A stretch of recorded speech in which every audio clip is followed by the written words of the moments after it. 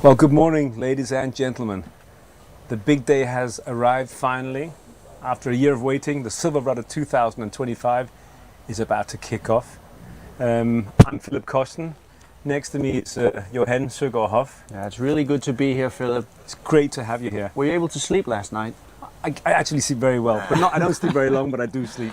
You know, you were here last year helping us out. Yeah, I was underwater last year, so now I've been bumped up, on the rise. You've been given a promotion at the top of the hill. Yes, next to you. Johan and I are going to spend the morning from the start to the Silverrudder. The first start goes at 10 o'clock, and then every half hour, the final start being at 1 o'clock. So the first start is 10, the minis, second start smalls at 10:30, mediums at 11, large keelboats at 11:30, and extra large at 12, and the small multi-hulls at 12:30, and then finally the final start, the large multi-hulls at 1 o'clock. We'll be live streaming throughout, short breaks in between the starts. We'll be talking about the weather, the course, the sailors, a lot of high-tech stuff about their kit and their setups.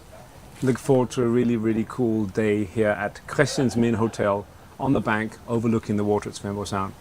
Johan, do you want to talk a little bit about the weather as it is as we speak? Yeah, I mean, the weather for the sailors is a little bit iffy. It's not the warmest of weathers. You could have expected clear skies and sunny weather, but then, it's better to have a little bit of breeze, as we do now. And also, for all you guys sitting at home, it's nice, you're in the warm, it's cozy, and the sailors, they have the gear to be out there. Yeah, be very specific about the wind and current conditions, so the people who know sort of what they can expect. In Svendborg Sound today, they're going to have, we have some westerly winds today, and we have the current going against the sailors from the start. Actually, it's going to be a very favorable winds throughout most of the race, but the current is going to be against them throughout most of the race, at least as we expect now. We like it to be this way because if they had to, to tack and to beat against the wind through the sound, it could make for some quite interesting situations. Yeah. So it's nice. And the advantage of this wind direction, which is sort of southwesterly, is that the boats will start on a broad reach. Some may even start setting a Jenica or a Code Zero, and we'll have to douse it, take it out quite quickly because they have to turn quite rapidly to the starboard, to the right, as they pass the starting line, and there'll be less wind between the trees there, and then they'll be on a close reach. That's with the wind very close on the bow, until they can bear off and start setting Jenicas and kites at the tool rail. And the thing that's also very specific for the sound, and as soon as they need to go close reach, they're also going to be in some areas where there's quite puffy winds. Yeah. They're going to get some gust. Very gusty. And that's conditions. also going to mean that it's actually an advantage to be quite conservative at the start. Definitely. And to quite quickly, if they did set the Jenica, actually take it down again. Yeah. And remember, this is a race which is 134 miles long. If you sail the direct route, any boats that have to do any tacking or beating into the wind will sail an even longer distance. And the bigger boats, the boats with a mast height of more than 18 meters, will have to go under the eastern bridge at the Great Belt, which also means they end up doing at least 2 more nautical miles than the others. So you've got to conserve your energy at this race. You can't just gun it and think you can change sails every 20 minutes. That would kill you. But for the start of the race, for the first many hours, it looks as it's going to be what we could call champagne sailing, because as soon as they reach the buoy out here and they can actually bear off and go north, we expect them to set some head sails, the spinnakers or the Jenicas, and we also expect them to be able to actually sail with it quite a long way, north, at least up to the bridge and perhaps past the bridge. Yeah. Looking at the water, you can see the first boats in the mini start are already on the water while warming up. There's an L23, there's a J70 there. There are quite a few boats that are in the small class, now, the mini class. I mean, now they're boats below 25 feet. So these are the tough guys. I mean, racing a boat of that size in the Silverrudder in these conditions is going to be tough going. I mean, they have to have stamina, they have to be prepared, they have to be fit, mentally prepared. And we'll be talking about that during our presentation today. How do you prepare for the Silverrudder? How do you get yourself and your boat mental and physical training is really an issue here. Also because a lot of these guys, they don't have any kind of autopilot on the boat, so some of them they actually need to just, you know, tie the rudder for a second if they need to do anything. They just strap up with an elastic, and we've actually got a camera in the harbour, and that'd be really nice if we can go over and have a look at that. You can see some of the boats that are docking out. So what you see here are the boats leaving the harbour. That's Seascape 24, I believe, boat number 116, and we're going to see the Mini with about 60 boats starting. There are 295 boats registered for the start this year. Now, we actually sold 450 tickets for the start in a very, very short period of time, just 40 minutes. But why do you think, Philip? Why do you think that is, that a lot of boats are not starting this year? Well, there's a very clear reason this year. The days up to the race, Monday, Tuesday, and Wednesday, it was really, really, really windy. I mean, there's one Norwegian boat here, and they was telling me that they experienced 42 knots of wind. You know, in Danish, that's 22 meters per second average wind on the way down from Norway. A lot of the boats that are coming from the east that had to, you know, head into hard, very, very gale force winds, they can't make it here. So that's probably the reason. And then there are, you know, some people have injuries, some people damage their boats during the August and September races. Some people change jobs, sell boats. You know, there are loads of really, really plausible reasons for not being able to attend the race. So. But you also had to extend. You know, I saw you guys. We extended the period where you could actually arrive to the harbour. You could arrive later than normally. Yeah, we found it really disrespectful to force people to be here by 4 o'clock yesterday. You know, some of the skippers wrote to us saying, you know, we're on the way. Don't, you know, when is the last minute that we can get to start? So we let people arrive, you know, right until after the skippers briefing at 8 o'clock, and we had. Of the 295 boats that are here, we actually managed to check that to the security and safety checks of 271 boats, which is pretty good going. And we've never checked that many boats before. We had, I think, 15 people out there checking boats. Yeah, there's the volunteers. You know, it's an immense job they're doing, actually checking boats, talking to the skippers. Yeah. And what do you think when they're checking the boat and talking to the skippers? Are they also able to see the mental fitness of these guys? You know? No doubt about it. And I actually spoke to some of the youngsters from Proa, College of Sports and Arts, where you've actually worked. Yeah. And they hadn't been on those kind of caliber of boats before. And they said, oh, the guys were just so kind. They loved the fact that we were on their boats. Even though we were doing an official check, they loved to talk about their preparation and the boats and the setups. And they love having you here. I can see the cameras on Rocky Schmidt, Rolf Rocky Schmidt, who actually won the rookie prize in his first attempt here the year before last. Some of you will recognize him because he's got this huge square top on his mainsail. It's a very, very light boat. I did stability checks on that boat because I was so much in doubt about its stability when I first saw it. Now, the year he was here 2 years ago, he stood in a trapeze all the way around the race, which we have now actually forbidden. So we're no longer allowed to use the trapeze because of the risk of a sailor being caught in it in the boat capsizes. Okay. Yeah. So this guy has been participated before. Yeah, We've seen him many times. Yeah. He's actually an ex-Olympian, Olympic sailor. Yeah. And don't kid yourself, a lot of the sailors that are here are very, very experienced guys. They've sailed all kinds of events with people that have done the Transac and the Transpac. Klaus Reintmassen has just come home from the Transpac. That's the Trans-Pacific. And it was a dream of his. I saw it was a dream of his to sail that and race that. A Danish boat, you know, full Danish crew, which was amazing to see that the small Danish boats are actually out there doing the courses. A lot of minis, what we call mini transats, 6.5 meter boats. We'll see some of those in this start here as well.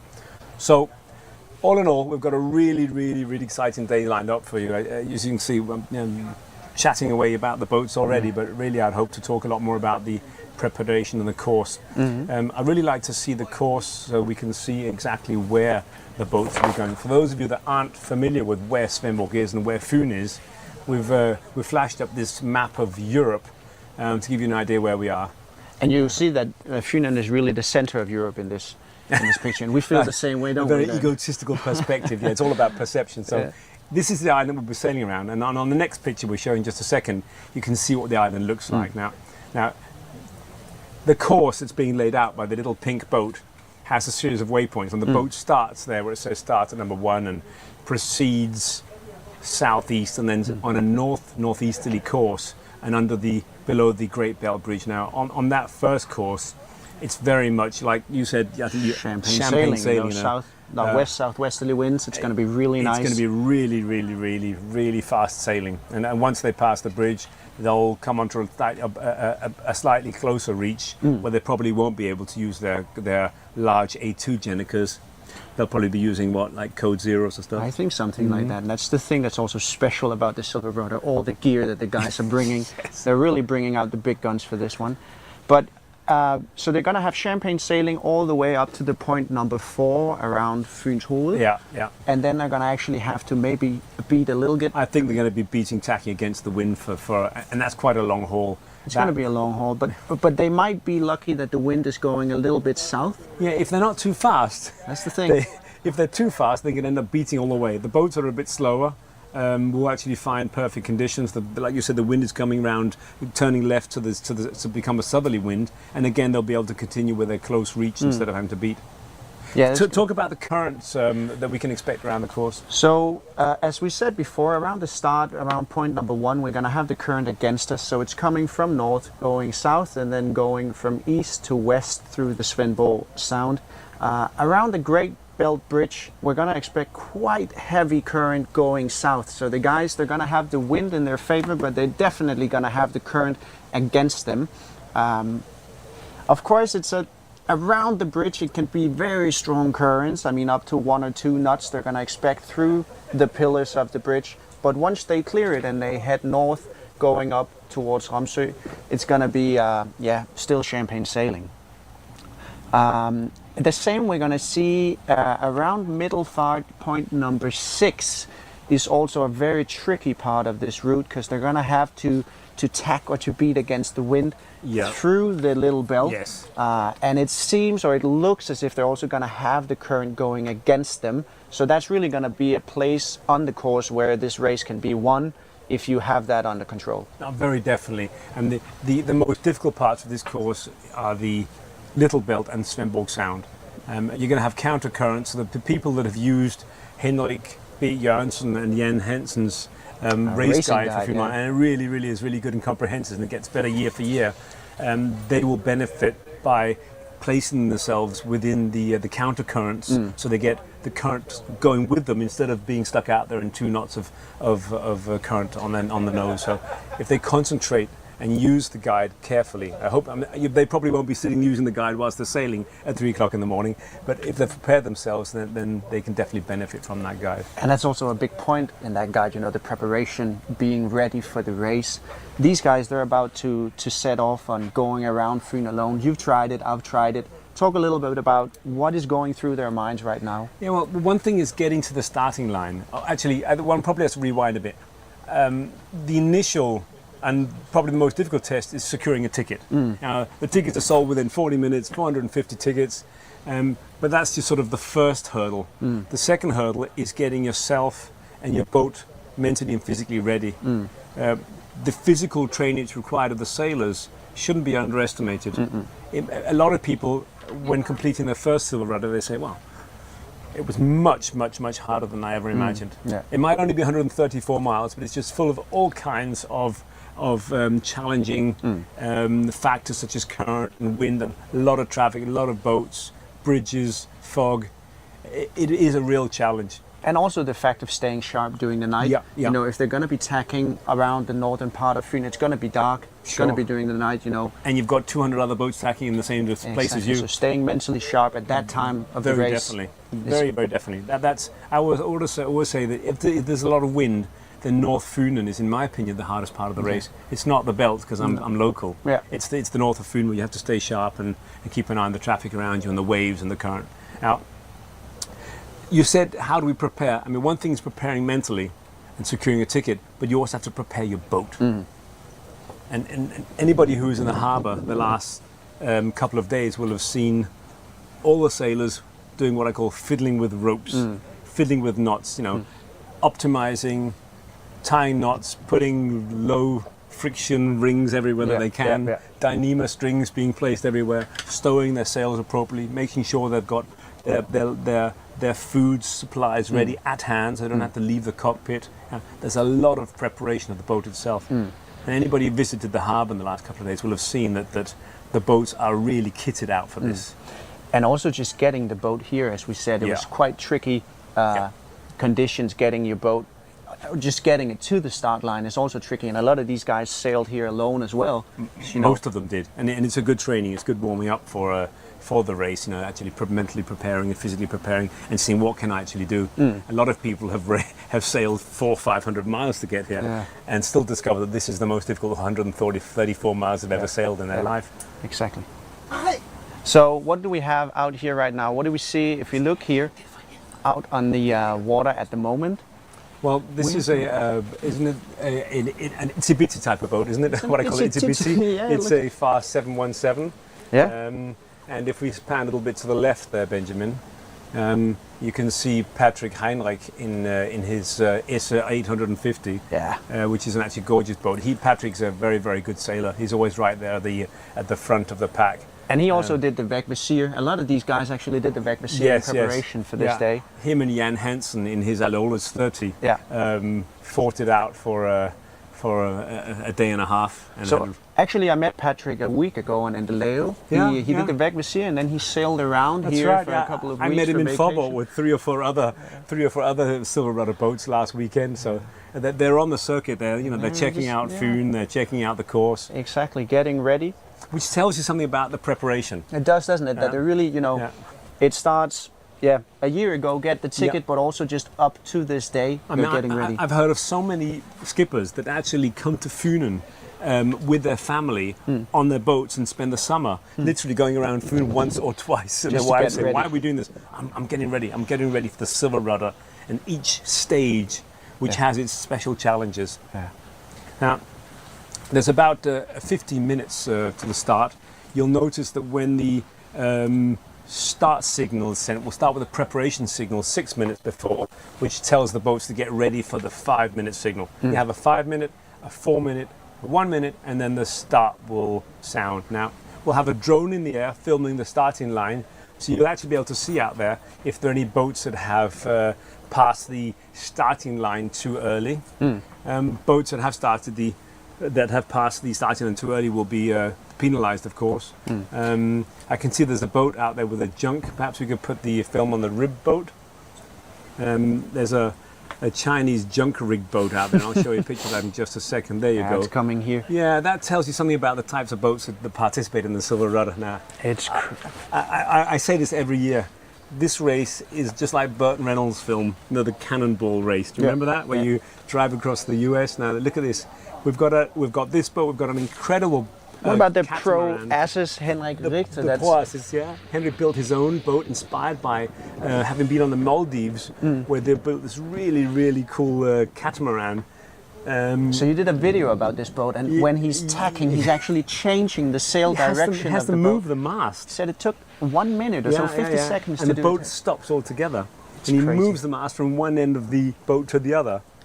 But I've seen some films, and again, we did safety checks on it. As soon as I want the viewers to realise that every single boat that registers, we check that they are suitable for the race. We no longer allow small dinghies or what we call dinghy catamarans, such as Hobies or darts or that kind of thing. I mean, it's really important to us that the sailors appreciate the challenges of this race and how difficult it can be.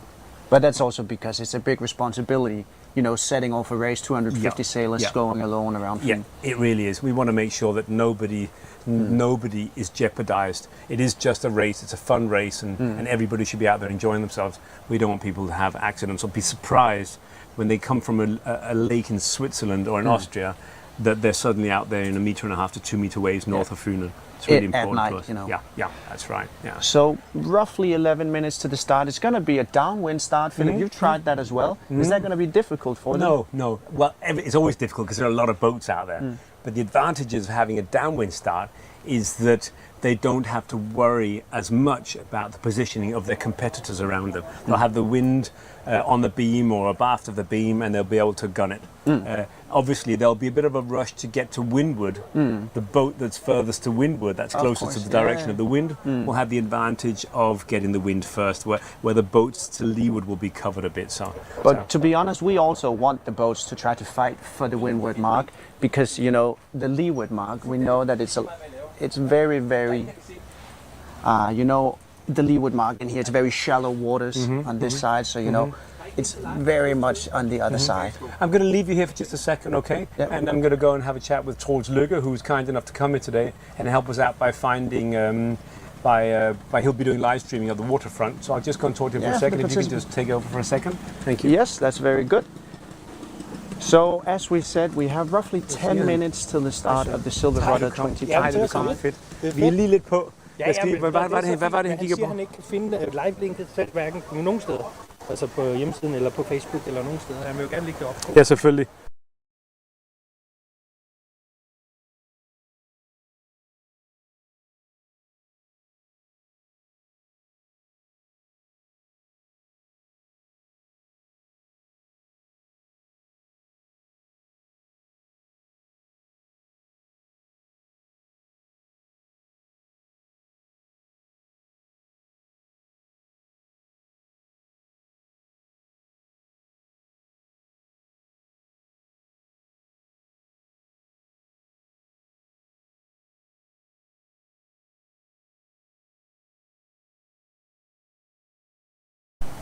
So we have 9 minutes till the first start of the Silverrudder 2025. They're going to be doing a downwind start with the current going against them. As Philip said before, we expect them to, you know, the 10 or 15 guys that are really, really eager to start the Silverrudder and wants to be all the way up towards the line. They're going to probably be fighting for the windward mark as always. They need to be a little bit careful because it is shallow waters on the Tonse side over there going down towards the first bend of the race course where they're going to go. They're going to be at least be close hauled going down through the sound there. Yeah, they'll be challenged by the fact that the bend is about 70 degrees, so they'll come from comfortable sailing in the wind direction to having to come closer to the wind. Yeah. If they get too close to the southern part of the course, that's what we call the island of Torsing, they'll find that they'll be in the shelter of the I wind. think they're going to be in the shelter of the wind, but they're also going to expect some quite puffy conditions. So the first start of the Silverrudder 2025 is going to be the mini boats, and as we've said before, this is really where we find the fighters of the pack, the small boats that they're going to set out to sail. We have J70s, we have FAR 727s. We also have the Larsen 232 with Lærke Buhl Hansen. She were here last year for the first time, and she's one of many that has come back for more. Something that I'm sure that we see a lot of at the Silverrudder. The people, once they've been bit by the bug, they're coming back for more. Yeah, people talk about the fact this has become a really addictive race. You know, they come here and they think this is on my bucket list. I'm going to try this once. When I've done that, well, I'll just end up being a spectator. But we've got so many people here, and you'll meet Christopher Olsen Kedborn did the race last year. He's going to be helping out commentating, and he's been here for a whole week helping with live streaming and photography and flying drones and stuff. And people tend to get so involved in this race. We've got officials and volunteers that come here. We've got a couple that have come here from Germany, have used a whole week of their holiday just to be part of the Silverrudder. It really is very addictive. Anders Johansen is doing his 13th Silverrudder. He's a true Iron Man of the sea, isn't he? Totally incredible, really incredible. So now we have the drone in the air shooting some shots over the sound, and what we see here are boats coming out, getting ready for the first start. You're going to get a signal in 15 seconds approximately. That's going to be the 6-minute signal. And we always say we don't want the boats to get out here too early, do we? Because then you're just going to go out into... Well, the starts can be a bit hectic, so we really want them to be comfortable in their starts. That was the 6-minute signal. So we have 6 minutes to the first start of the Silverrudder 2025. And to be honest, we see the boats at the moment are quite conservative. They're really, really far west. They're all the way down by the dry dock almost, but they're also going to have, it's going to be easy for them to go up here because it's going to be a downwind start, so I'm sure they're going to be quite conservative. Yeah, very definitely. Ladies and gentlemen, if you're on live, great. If you know anybody who's having trouble seeing this, then you can check out the links for this live presentation on Facebook. It's been shared there for you, okay? On our Silverrudder or Silverrudder community pages. Well, about 5 minutes and 15 seconds to the start, you can see the majority of the boats coming down there, but they really are standing off. I'm not sure if they're surprised about the amount of current there is. I'm normally 5 minutes before. They should be closer up here, shouldn't they? I mean, they're quite conservative. They're also that was the 5-minute signal there. I mean, they're also very aware of the fact that if they cross the starting line, or they have their engines running within the starting zone 4 minutes before, they just simply get disqualified. Yeah. And not many of these boats actually have engines in the mini class. I'm sure if they did have a small outboard, they just left it. Yeah. They leave it ashore or tie it. They strap it onto their mast at the bottom of the boat, or they keep it out of the way. Yeah. So in order to weight optimize, Exactly. you never want too much weight at the stern of the bow of a boat, as it affects the dynamic stability of the boat. So also, of course, these boats, they're going to be, for some parts of this race, I think they're going to be a little bit challenged, but it's not, it's not a crazy weather forecast we have. It's going to be fine for these guys. They're not going to be, overpowered by the wind, as it looks now. No. It looks absolutely perfect. You can see a few white horses, as we call them. Let's just look at the course again. So those of you who've just joined us, this is the route out of Svendborg. You can see the starting line with that. That was the 4-minute signal, incidentally. You can see the red arrow there. That's where the starting line is. And you see the boat start on a course which is something like east, southeast. And just after about 150, 200 meters, they bear south. They actually come far closer to the wind. Remember, the wind is from the southwest today, so they'll be coming closer to the wind, and they're going on a southerly course. And that route actually looks quite long, but it's only about half a mile. And then they suddenly have to turn to port, coming closer into the wind, and then bearing away again, and then out towards Proa. It gives you sort of an idea. Now that passage is very, very narrow, and those of you out there listening and watching in that haven't got much experience reading navigational charts, the blue areas are the areas where you really don't want to go. Depending on the draft, that's how deep your boat is. You'll go aground if you go too close to the light blue areas, and we may see some of the larger boats going aground just in front of us this morning. But that's also something we've seen before. People running aground in the start of the Silverrudder, and that's just really bad luck. Some people sail down from the northernest Norway to race this, and then they don't get to sail more than about 200 meters. You can see out there the boats. It's quite gusty. Did you see there was a foil surfer that just went by there? Look at this is cool. This is again Rocky Schmidt. This is being filmed from a drone, or rather from a rib. We've got a couple of guys out there filming. Like I said before, Rocky is an ex-Olympic sailor. He's definitely is a contender to win the mini class again this year. But there are other fast boats. Sometimes you're surprised.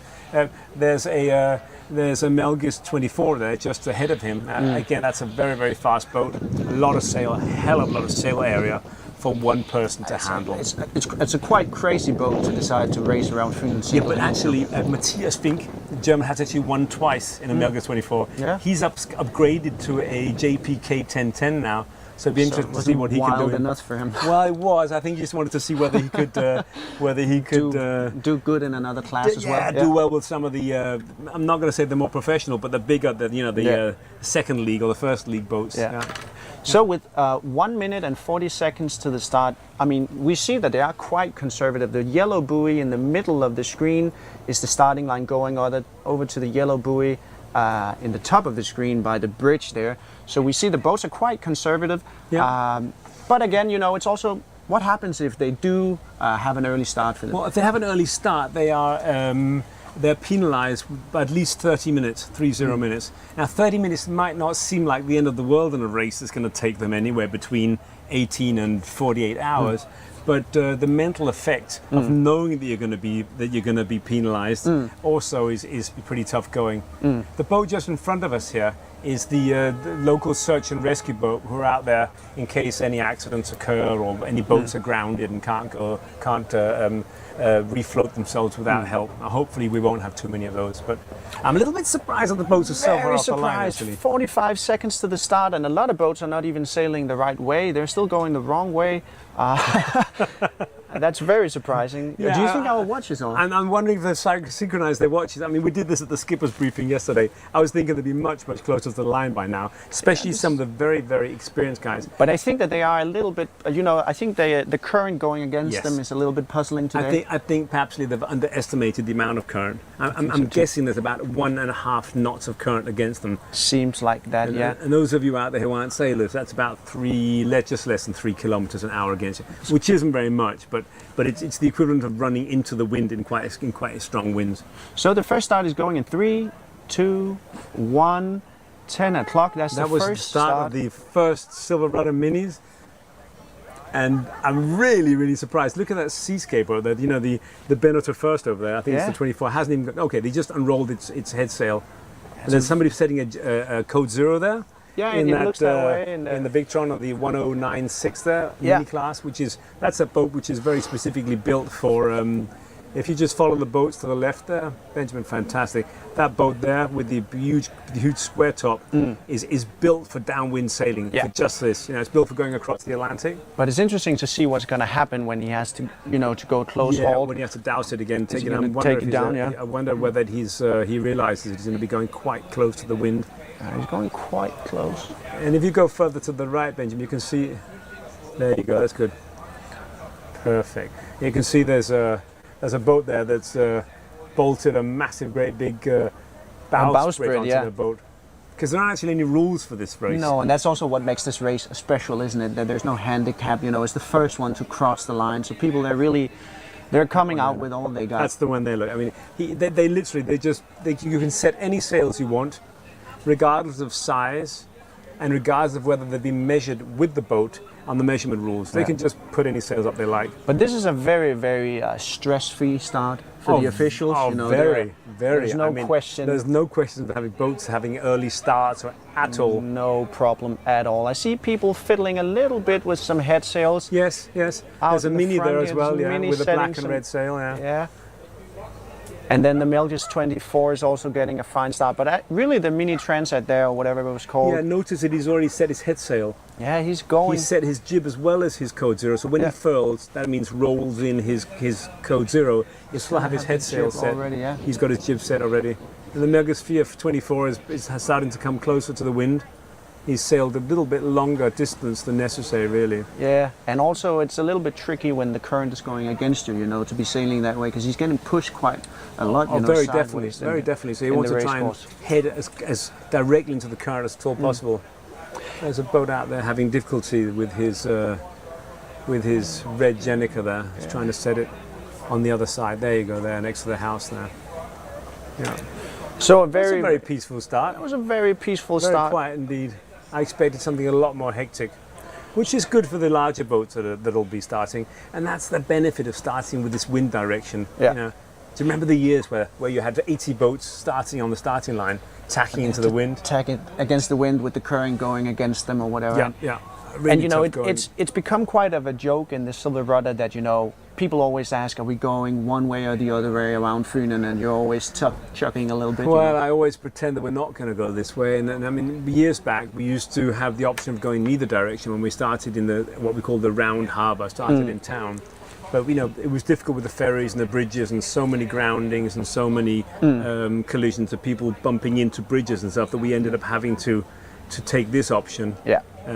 Which is by far the safest. The safest. But that's also coming back to the responsibility of having 400 plus boats, potentially starting. And the responsibility for the organisers is huge, and even though we do our very best, it's always the individual, or it's always the decision of the individual sailor where to put himself on the course and how to sail and whether he wants to take on the challenge. And it can be really difficult conditions here. So Philip, is this a good time to talk a little bit about, the history, what it's become now, this race? You mentioned that before we've sailed the other way as well, but now it's kind of grown in size, so there's really no option. No, this is a really good time to talk about it, Johan, because we always talk about the starts, but there's a nice bit of time here where we can talk about how this race developed, where it evolved from. I first heard about this race when I was sailing an OK dinghy competition at a local sailing club here, and I saw 14 boats passing me in grey, miserable weather, a little bit like this, but colder. And I thought, that looks interesting. What's that? And I heard about something called, I think the locals called it Silverrudder, or Silverrudder as they called it, and Ole Ingemann and Morten Brandt Rasmussen were sort of the founders of the race, and did a great job setting this up. I mean, Morten had an amazing vision. He said, how about one man, one boat racing around Fyn, and a lot of other clubs wouldn't touch it with a barge pole, but Ole Ingemann, may he rest in peace. He was quite visionary and innovative. He said, "Yeah, let's do it. We can do that." And against all anybody's beliefs, we ended up starting a race here. And I'm going to have to stop you now because I see that there's some interesting stuff happening out here now where they got a really nice start, but they're actually, we expected them to slow down here as they need to go close haul there. But it's also making for some quite close racing. What's actually happening is the boats that are going too close to that big tree that you can see, the forest area there, will be completely in the shelter. There'll be no wind there whatsoever. There'll be no wind there whatsoever. So I'll just repeat that. The boats that are very close to the trees, are close to land on their starboard side, that's to the right of them, will be covered by a huge area of no wind whatsoever. There'll be a vacuum. Where the boats have decided to battle against the current in the middle of the sound, will have much more clear winds. But this is actually a surprise for me. I was not expecting them to be parked in this sense. I thought that they were going to be sailing, even though they had the current against them. No, you can see, look, there isn't a ripple on the water further ahead. No. You see where the orange boat is there, right by the trees there, in the bottom right-hand side of the screen.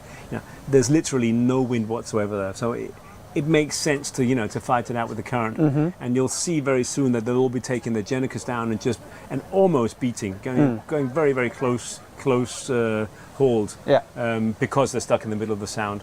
Yeah. But we're also going to see, as we said, because it's very narrow here and the wind is coming over the trees, we're going to be seeing some puffy and gusty winds as well. So we might see them heeling over dramatically at one point and then just being completely parked the next. Well, the conditions are always difficult there. When they get about 200 meters further along with the next forest there, you'll suddenly see the boats with the wind 180 degrees in the opposite direction. Which makes for interesting sailing as well. But we see boats still flying their big sails, their Code Zeros, their kites. It seems that they're able to hold it okay at the moment. Pretty much so. Yeah. Let's go back to the history of the Silverrudder, because we went from 14 boats, I think it was, the first year, to there was suddenly almost 100 boats the second year, and I participated then for the first time, and the atmosphere was amazing. Even though there weren't that many boats, Morten did a great job of sort of making the events for sort of a party with the sailors. He had the Red Bull sponsors, and the boats came around and handing out Red Bull and chocolate biscuits, I think, for the sailors. And that's where I got on board. The Dutch lady said, "Hey, well, you speak English, why don't you help out?" And then from that year I started sailing and helping organising it, alongside Ole Ingemann and all the other volunteers, and it's just grown. It's just grown immensely, and it's now become, at least in Northern Europe, at least in Denmark, Norway, Sweden, Germany, it's become the absolute biggest sail race at all, and the world's biggest single-handed race. And we're really, really proud of that. I'm very humble about the fact that you come back year after year after year.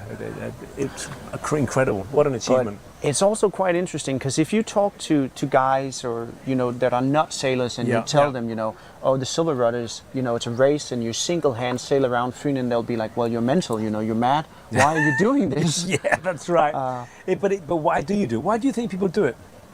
Well, I think when I participated, it was also to kind of push yourself a little bit, to see how far are we actually able to push yourself. Are we able to do something which is a little bit outside the normal, a little bit extreme? And this really is, isn't it?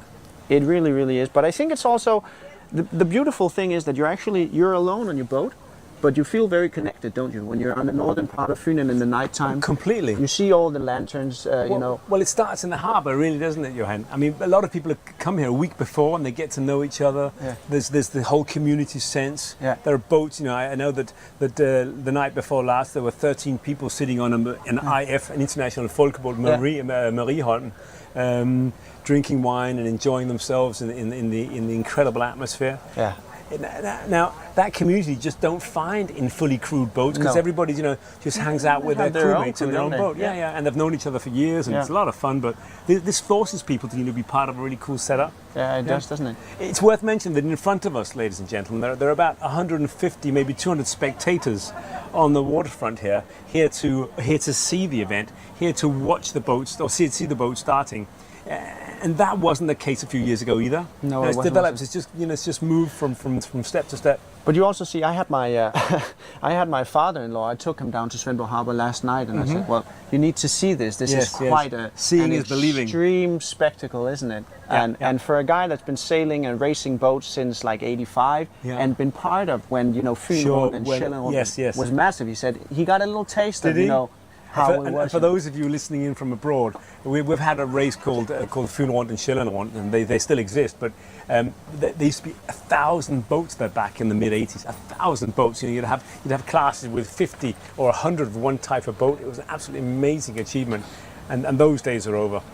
And the boats are starting to line up for the second start, which is the small Yeah. start, which is 25 to 30 feet boats. Now you've got everything from if the boat in the camera here is a X79 with a great big long bowsprit on it. The boat's called Charol. We have And race with this guy. a fairly big X79 fleet coming Yeah. this year. I mean, Yes, we have. I mean, 1, 2, Yeah, 3. yeah.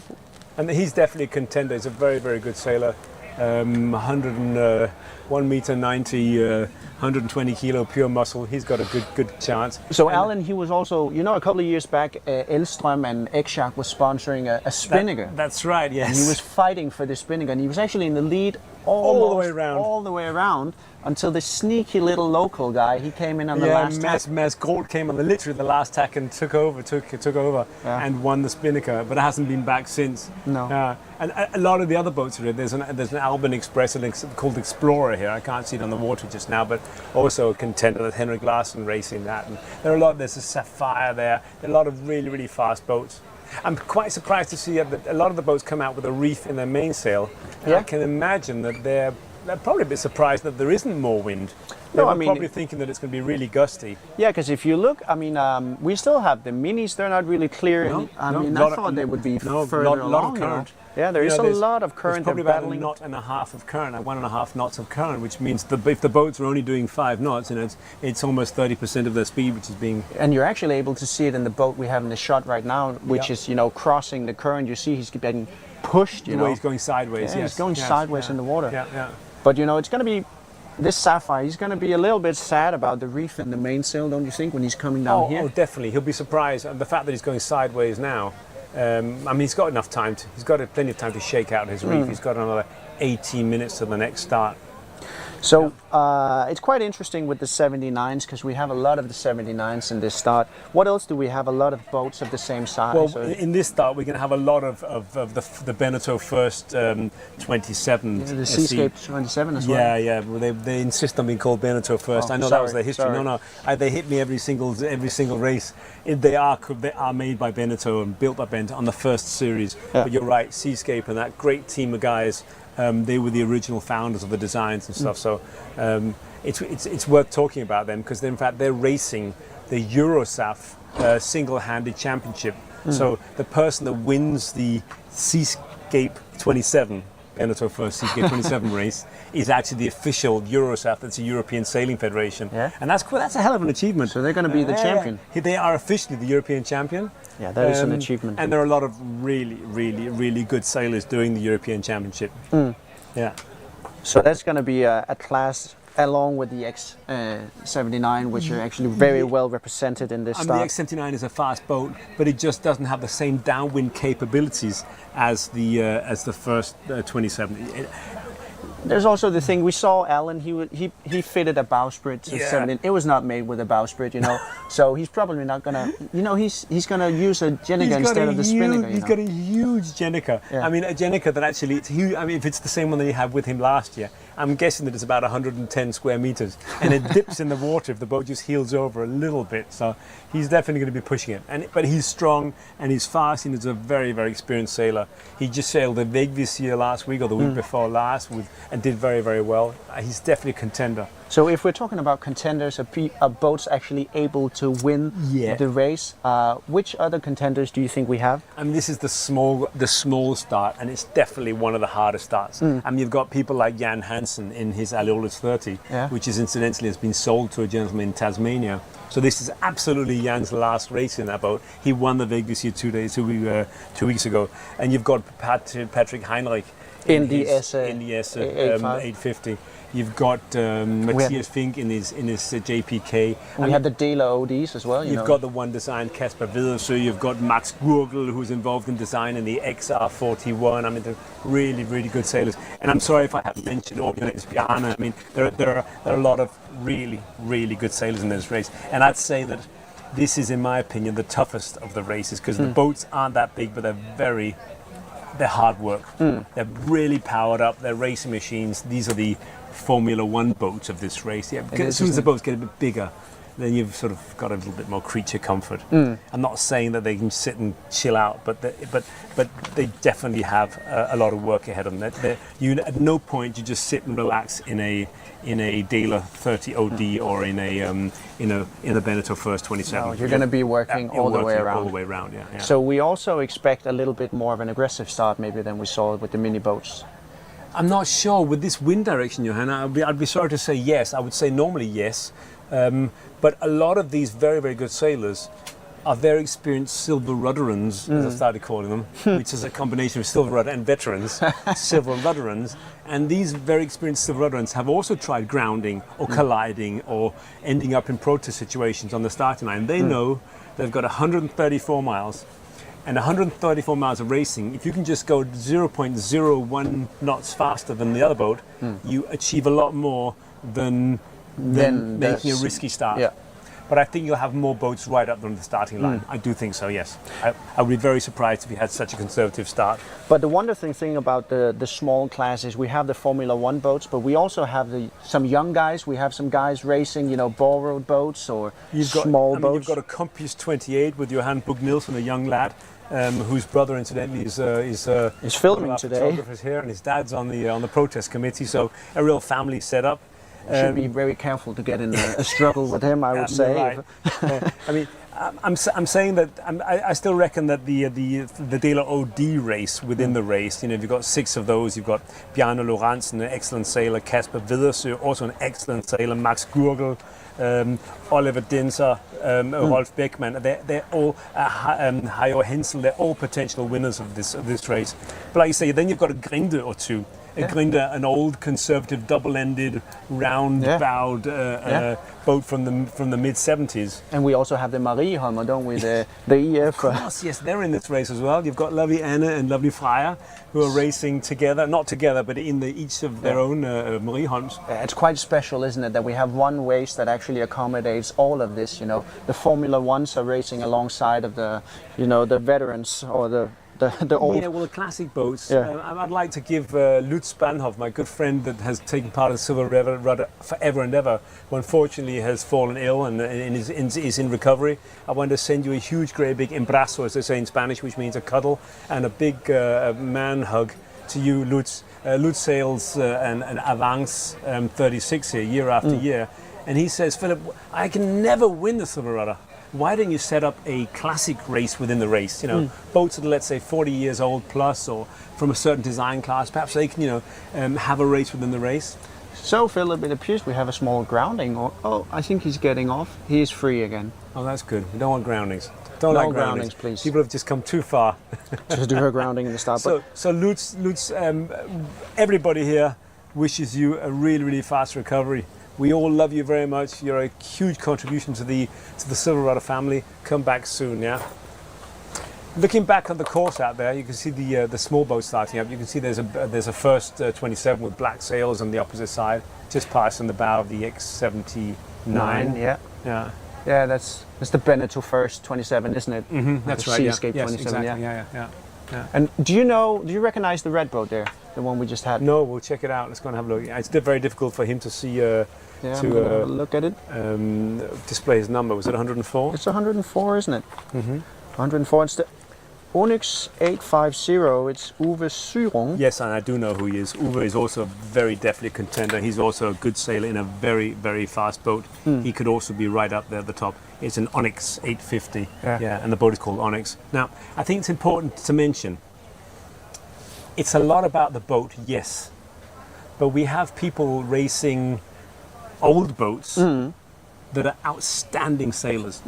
We've got people racing old boats that are right up there in the top 10, where they should never, in theory, they should be nowhere near top 50. No. But they're right up there.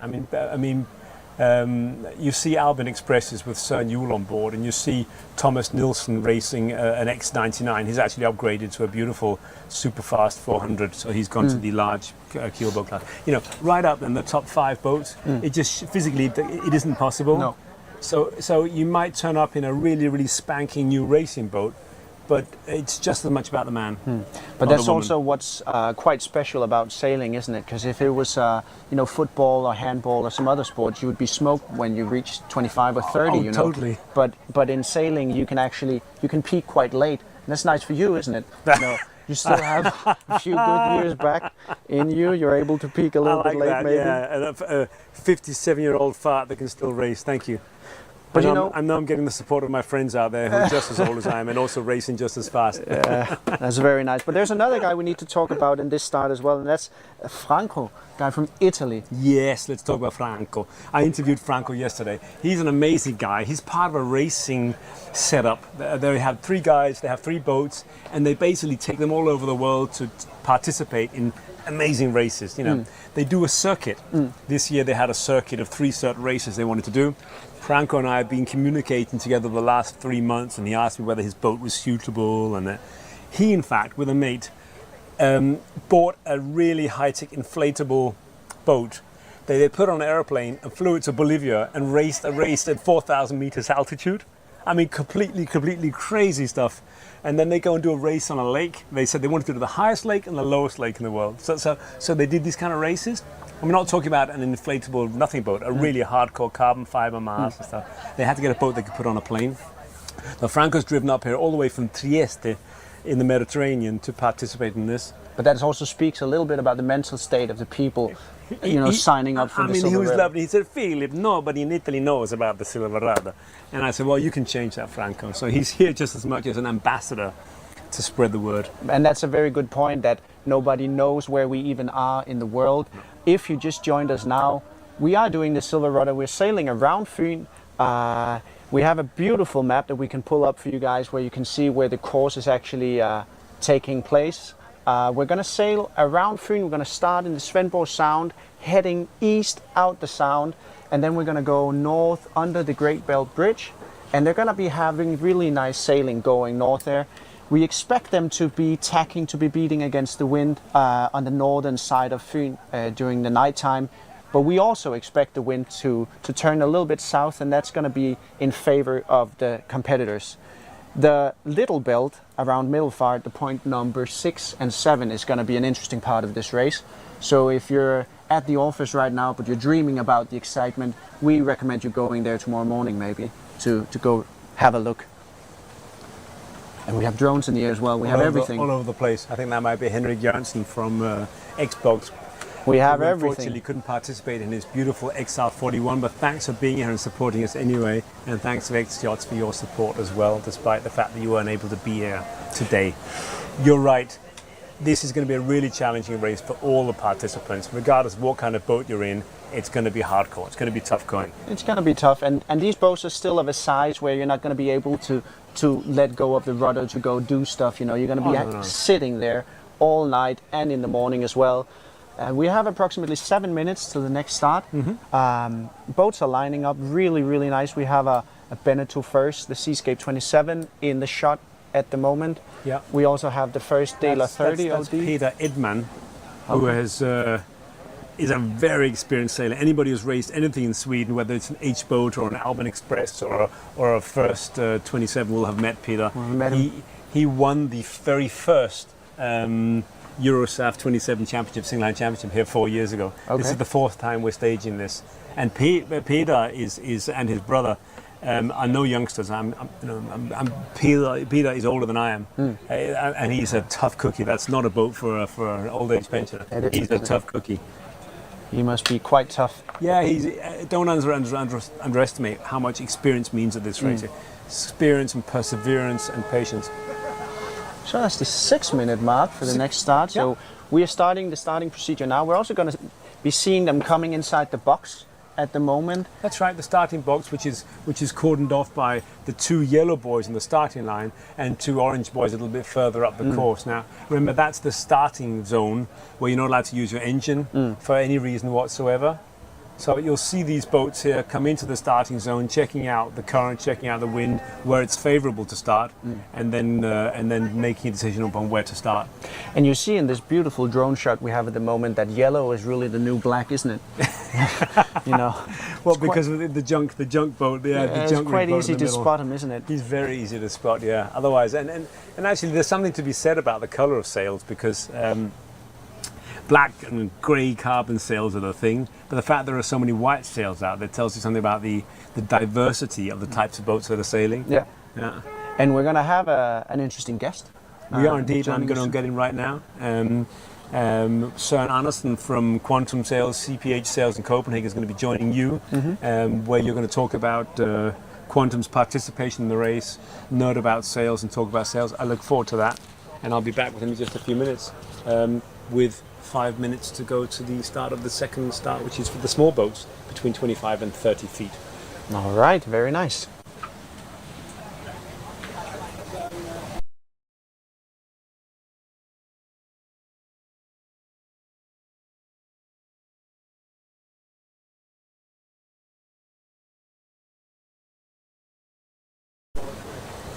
So guys, we are here with close to 4 minutes to the second start of the Silverrudder 2025. This is the Keelboats Small if you're just joining us. We actually are still able to see the minis out in the sound because it's been quite tricky. In the left part of the screen, as you can see at the moment, there's not a lot of wind out there, so when they're going close hauled and they're heading down and out of the sound, we actually see that the current going against them and also not a lot of wind is a little bit tricky for the minis, but we hope that they're going to clear out really, really nice. Well, ladies, next to me is Søren Andersen from Quantum Sails in Copenhagen. Quantum are a new hot sponsor on the Silverrudder playing field this year. So welcome to the Silverrudder. It's good to have you here. Yeah, thank you, Philip and Johan. It's a great pleasure to be here because it's a great event and with lots of boats and I just came from the harbor. There's a lot of excitement. People are happy to go out and so excited to go out and go racing. Yeah, the atmosphere is amazing, isn't it? It is. But I'm gonna leave you in the very, very capable hands of Johan. I'll just clip this microphone on you. Yeah. And from there, you're on your own. I'll be back in a few minutes. Thank you. Hey, Johan. Hi. Hey. Ready for the second start, and I'm really happy to have you here because Søren, he knows everything about sail designs and a lot of words, but yes, it's going to be really, really nice. So we see a lot of older boats that usually have a spinnaker. They're actually changing. They're putting bowsprits on their 79s and stuff like that. Exactly. Why do you think that is? I know exactly why that is, because there's been a great change in the sail setup on the boats over the past 15 years or so. We can come from spinnakers with spinnaker poles going down to bowsprits and have jennagers, asymmetric spinnakers, and the new thing is these Code Zeros or AWAs as we call them in Quantum, and those sails are very easy to handle for especially single-hand sailors. So they are very popular in this. It's you can get them on a furl. It's easy to furl. They're more triangle in the shape due to the asymmetric spinnakers. So they're easy to handle and not all that big. No. So I think we will see a lot of those. We'll see if they come here with the bigger boats. I don't know if they're going to set them here on the start because we have a slight changed directions and they are going down here. And it's like quite close hold there down there. Exactly. And you can see now we can see the first start is down there. And I was just tracking some of the guys there, and there's some of those they're only doing 2 knots or something like that. So there's also a heavy current coming against us here. So it's and it's a little tricky, as we can see out if you pan out over the sound there. You can see the wind is not that great on the right. So I think it's going to be a tricky play also when we fill up with the next start coming up here. Yeah, I was very surprised to see that they actually, they stopped. They were quite parked out here, going down, and especially over by the trees. Exactly. We have 1 minute to the next start, and we see the boats coming up a little bit more aggressive than last time. Yeah, we can see them coming now, but I was a little surprised. I think the guys are a little, anxious about coming too early to the start. But as they come up here, you can see they're starting closer to this shore, and I think it's going to be a little closer this time. There was a lot of time. They could be closer last time, but I think it's going to be better now. I think the current, of course, coming against them will hold them up for the start, and that's going to be so. It's not going to be a lot of. There's not going to be any early starts. So it's but you see, there's a little bit of battle. They wanted to go to have the so they get the free wind on and going there. So it's a pretty good start at the for the small sea cat there, but also and also for S850 with Patrick there with the black sails in the middle. Yeah. But we also saw a lot of boats starting pretty far down the starting line. Yes, last time they were all the way up to the windward mark. I think that's because of the wind. If you can see the wind, I was just standing out here looking down there. You can see the wind is coming down the sound like this, and I know when this current is against, then the current is running in here. But if you have a better wind, then it's better to start that here. As you can see, if you watch all the way to the other side, you can see there's a boat all the way over there, and he's just lying with almost no wind in his sails. So I think it's pretty good. Yeah. And we actually see now people starting to set their Jennigas. There's a first 27 out there. Yeah, and you can actually see that's also on the furler. You can see that the white with the white asymmetric sail there. It's very triangle, so it's easier to furl instead of having big shoulders on the sail. Then you have that, and that makes it a lot easier to furl and easier to handle. So these guys starting the Silverrudder today, they're gonna go with the wind approximately they're going to have the west-southwesterly wind, so when they reach the mark out there and go north, it's going to be nice conditions. Nice condition, but and also when they come out in the Great Belt or Store Belt, there's going to be a lot of current from the north running south. So they're going to have a great wind, but a lot of current up to two knots, and that's going maybe if the wind picks up like it's predicted to 8 to 10, then the wave state is out there is going to be a little bit difficult for the guys if you have the current running in and you have the wind pushing from behind. Yeah, we're going to have high seas. Very very steep hills, steep waves. So that's. So that's what I mean, the Spinningers and the Jennigas we're seeing at the moment. Those are code zeros or AW. Yeah, exactly. And you can almost tell them apart. An easy thing is code zeros is mostly grayish, black, or white. And if you see a colored sail that is blue or something like that, then you can know it's an asymmetric spinnaker. But as you can see here, they almost all have code zeros and to help them. And that's an easy start going down here. And you can see when they turn down there, they're going to furl them up, and that's pretty easy. They're just going to pull it from the cockpit, so they don't have to go up. They can leave it up there. And then unfurl it when they need it. And then unfurl it the next time. Of course, it's not the greatest thing.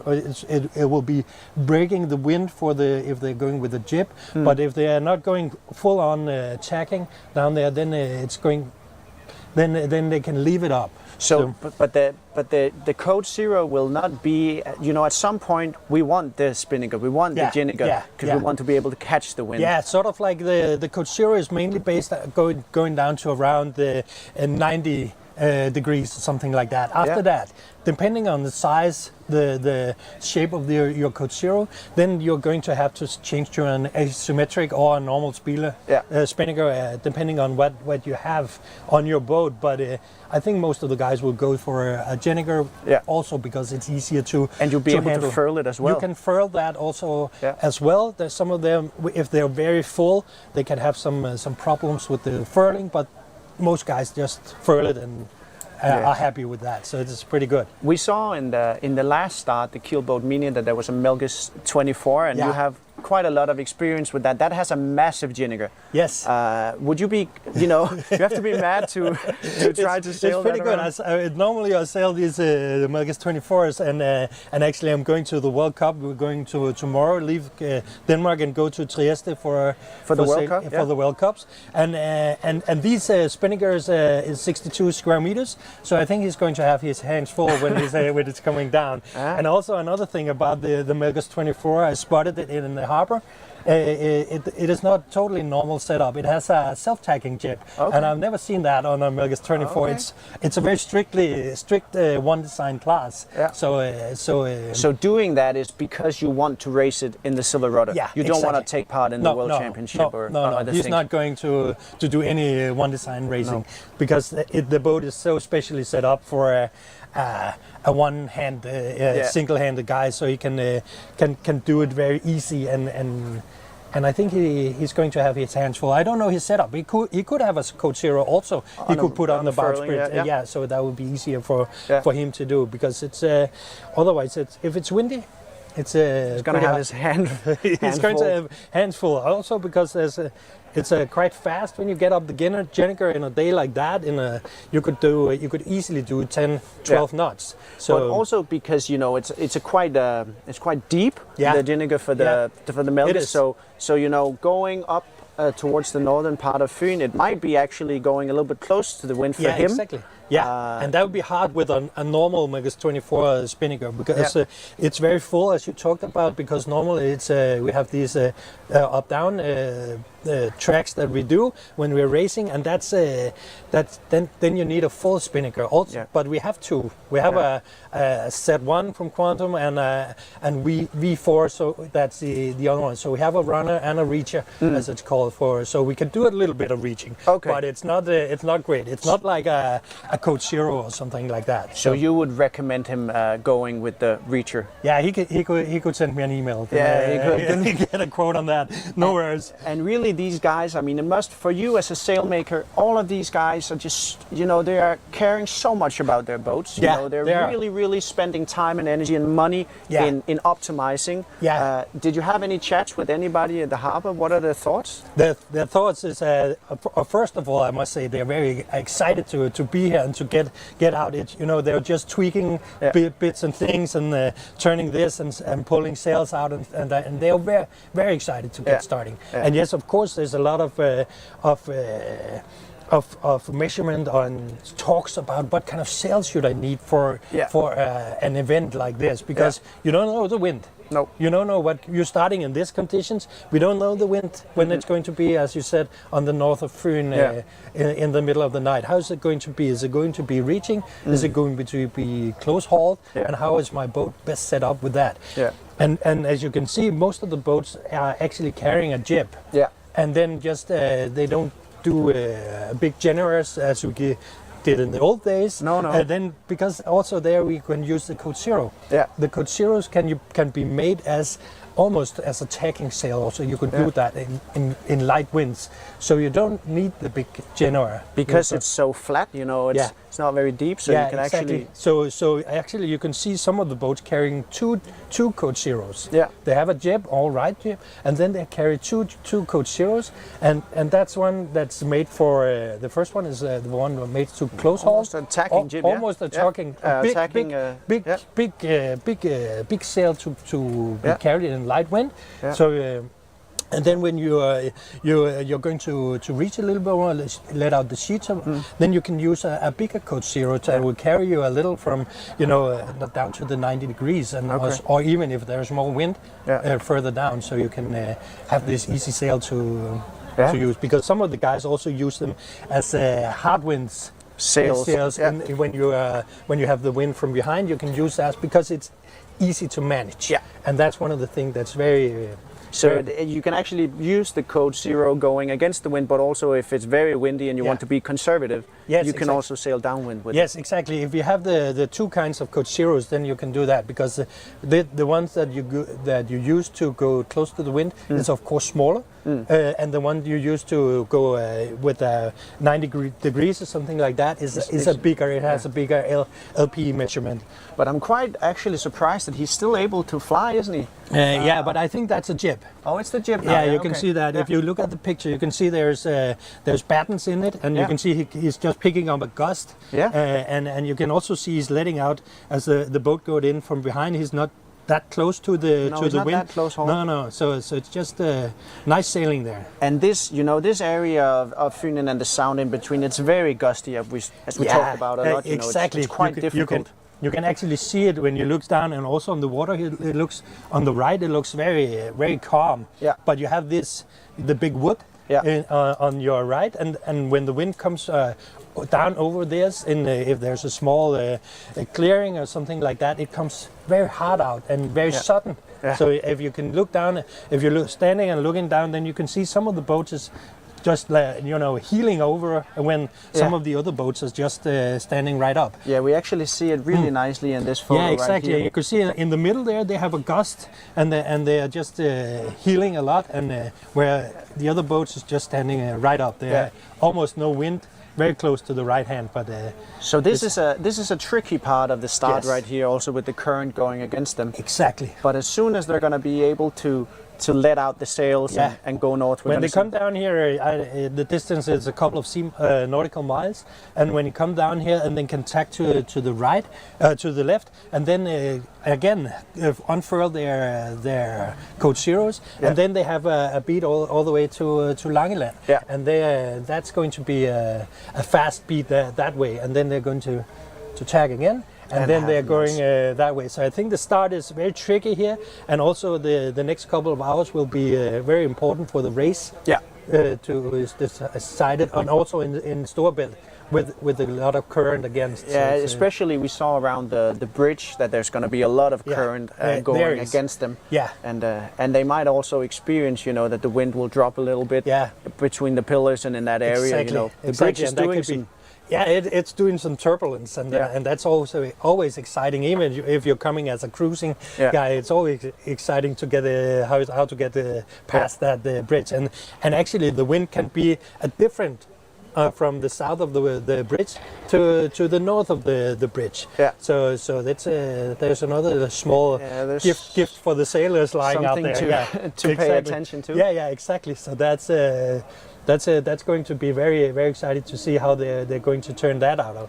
So Søren, I know you are a great sailor, a very experienced sailor, and you race a lot of boats, almost everything you can touch, but I have never seen your name in the participants list for the Silverrudder. No, I haven't. I have been thinking about doing that, but I think I'm more like a team player. Yeah. And that means a lot for her. And I don't have a boat to do it in. No. Because also if I were to do it in one of these boats, I will know that it should be a competitive boat. Yeah. And that's let's say I don't have time in my schedule to manage a boat like that. No. I would love to do it, but right now I'm sailing 3 different kinds of one design boats, and I have to sail also in my free time just for fun. So there's no time. There's a little time, but maybe when we get a little older, we can race against each other. Yeah, I see. The thing about the Silverrudder is a lot of the guys competing, they're up there. So they haven't peaked yet. No. So that's the beauty of it. If you go into the harbor, you can see there's a lot of experience. Let's call it that on the harbor, and I think there's also it's a great thing about this event that you keep these guys sailing. Yeah. They have a goal every year to go sailing. Yeah. This event keeps them going. If you can hear, I talked to the guys, some of the guys in the harbor, and they were talking about, well, I came over on Sunday and talked to the other guys, have a beer, have some barbecues and stuff like that on the harbor, and they were just mingling and having fun, talking about old days and stuff like that, and that's one of the things that's very great about this event for this. So I think it's super cool. But you've been very generous with a lot of gift vouchers for Quantum sales. So why is it that you want to do this? What's special about the race? The special about the race is because it's sort of like a huge step for people to do this. They have to train. They have to be good sailors. They also have to manage their boat in all the winds, and they are only one guy. Yeah. Remember that also. And it takes 23 hours for most to come around. So they have to be on for that. And not and that's a sort of like a huge thing to do for most people. Just try to be awake for 24 hours.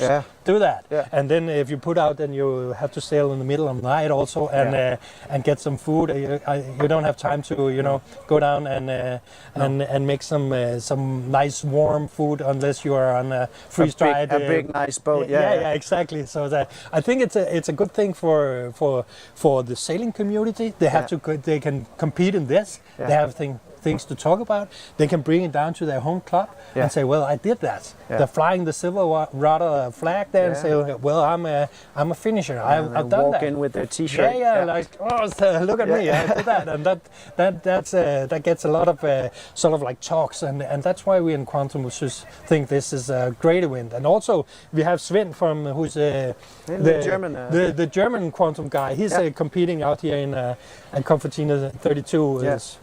Completely specced up. It's not a normal Confertina 32, no, is it? It has a little bowsprit and a lot of sails and stuff like that. Especially some of the Code Zeros and stuff like that. I know he has a new, as we call it, AWA 60, and that the 60 is going to be the angle it is made for. So it's one of the smaller Code Zeros that we talked about that could go up if it's a light wind. He could almost be tacking with it, actually. With that, exactly. And that's a Confertina, and he has a big General also, but But is that it's something that you see a lot of people that they don't buy the big Generals anymore? They would rather go for the small. They would rather set up their boat with a jib. It's easy to handle.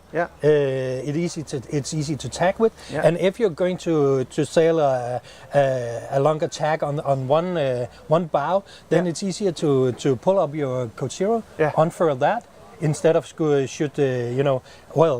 the wind is too high for the Genoa, up, changing it, putting the jib up, or even if you furl it in, then the sail is not that competitive when it's a furled up furling Genoa.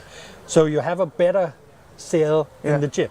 So how, for going against the wind of attacking, how do you keep the stability in the A1 Code Zero? You have the battens in the jib.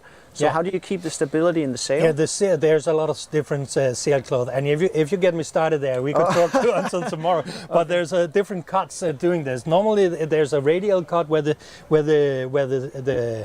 panels in the sail is lying out. You can see that it sort of comes out from the tack and the like top and the clew going in towards the middle. And that's one of the normal things to do about the Code Zero. You have a lot of cloth there, both dimension, content of polyand or whatever, and then you can even go also with the fusion, Quantum's fusion. You can make a Code Zero where you have actually the string sail made also in this with this very deep shape in the sail. So you have that, and then you can put out the threads in armid, carbon, whatever you want to use, and you can use you get a very stable sail for that. Of course, it's a little more costly than the radial cut, but in the radial cut you can also manage to get you can even use polyester as thread in that, so you can. And what about the weight of it? I mean, the polyester must be a little bit more heavy. Exactly. Than the carbon threads. Yeah, it is. And the polyester is pre-stretched, but it's not that stretchy. No. Polyester is not that. So you can use that, but normally when you use make a Code Zero, you will use something like an armid thread in this panel sails for the radial cut. You can use that, and then you have a taffeta on the one side that's just like a a thin cloth instead of it has film as I call it, the plastic side. Yeah. Then it lasts a bit longer if you put a taffeta on both sides. Okay. And especially when you use when you're going like single-handed here, Yeah. you might handle the sail a little rougher than if you're a 5 or 6 guy to take it down. Yeah. So it's better. It get a little bit rugged. So it's a bit more solid for the guide here. So that's one of the things that you can see. You can make a totally cruising Coach Zero using the polyester thread. Yeah. But if you want to compete in something like that, the step up is you should go up to have some more threads. It might even be Technorian, it might be Aramid, what we call Kevlar in the old days, or even carbon. You can use that. But the smaller the boats, the less carbon. It can be too. You know, if it's too small, you're not putting a lot of strength on it, so it's super stable. Yeah. But then if you use a carbon thread, it could be too stable for that. It sounds like For you're some. the guy to talk to if you want one of these. Yeah, new sails. exactly. You know a little bit about it. I think the Coach Zero is a great sail, and as you know, we have a Hobie Cat 21 out in our cottage, and I have a nice Coach Zero there also, with some aramid threads. Of course. And that's pretty cool to sail with. Okay. So that's pretty good. So we have. In the end of the sound now, we have the small fleet and the minis are lining up because there are 11 minutes to the medium boats till they start. A lot of interesting boats here. Dela is really well represented in this one. Exactly. And if you can see, there's a lot of Dela boats, and that's a great boat. They've been making boats, solid boats for a lot of years, and that's why I think you see I think most of the guys here have had their boats for many years, and they know their boats quite well. So it's easy for them to participate in an event like this. So they know their boat quite well. They know their bait, and they know it's solid. Yeah. It can stand the tests and last all the way around. So that's pretty. And last night I was walking the harbor with my father-in-law. He has an old Halbarasi, and he thinks that it's the best boat in the world. Of course. Of course, and he said, well, it's funny because you don't see a lot of Halbarasis here. Yeah, I saw one. Yeah, I saw one as well, the 31. Exactly. Yeah. And I said, no, you don't see a lot of Halbarasis, but you see a lot of X-Sharks and a lot of Delas and JPKs and especially the X-Shark. The X99 is almost like a race within the race here. Yeah, it is. We have a lot of them. And you have some experience with the X99 as well? Not a lot of sailing, but we made some sail for it. And I know the guy that's called Martin Funk. He should be over here and starting. Yeah. And we did a general jib and a mainsail for him last winter. So so that's and a lot of talks of him. He was one of the good guys to sell sails for because he has some very, very old sails. Okay. And so he went from old sails to fusion sails, very stable sails, and he was just like, well, they don't work. I need some help. They don't work because he was used to taking out all the shape of the sail, pulling it out and hitting it. Yeah. Because the old sail was the shape was so deep and so he was able to really play with it. Yes, exactly. So I tell him, well, you have to open the sail, you have to loosen this, you have to do that. And he used the season to get closer and closer. And at the end of the season, he was winning his things in. I think he's lying in Svanemøllen, so he was very, very satisfied. So Martin Funk, he has updated his sail setup and is racing the Silverrudder with that this year? Yeah, he is. And he's actually an old guy. He comes from windsurfing. He's been here for coming to us for a lot of years. So I'm pretty excited to see how he's doing this year. Yeah, that's going to be interesting. We also have a couple of X35s.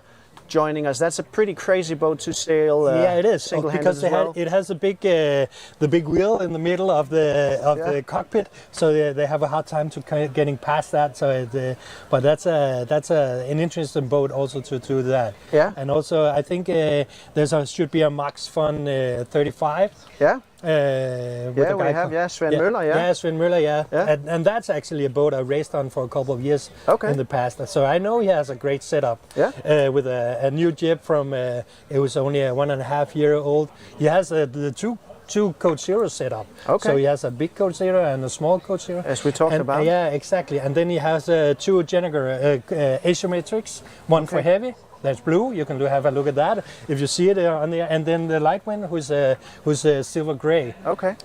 So he's you think he's well prepared sail-wise? He is well prepared. He just bought the boat from the previous owner here this year, so he doesn't know the boat as good as he is, and it is.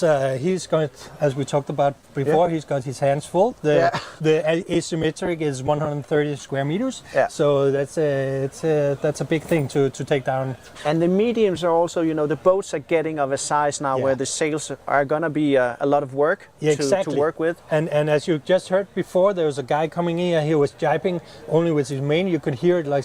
Yeah. And so there's a lot more power in these sails and in these boats. Yeah. They have to they have to be on the top of their games to because they have to work. Yeah. Moving sails on this size could be a challenge for some of the guys because they get heavy. Yeah. Especially if you get tired. Then of course. So changing sails is going to be a thing that can be a thing coming the next couple of hours.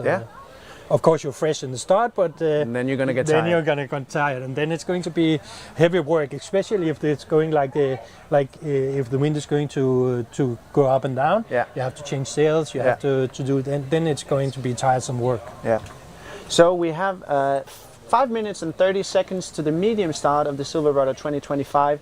We see the boats are lining up really, really nice. The last two starts we saw quite conservative starts. Yes. They have they're going downwind or at least not tacking against the wind, and they have the current going against them. The minis, they chose to start with the windward mark, and it seemed that they were a little bit challenged because there was not a lot of wind and the current was going against them.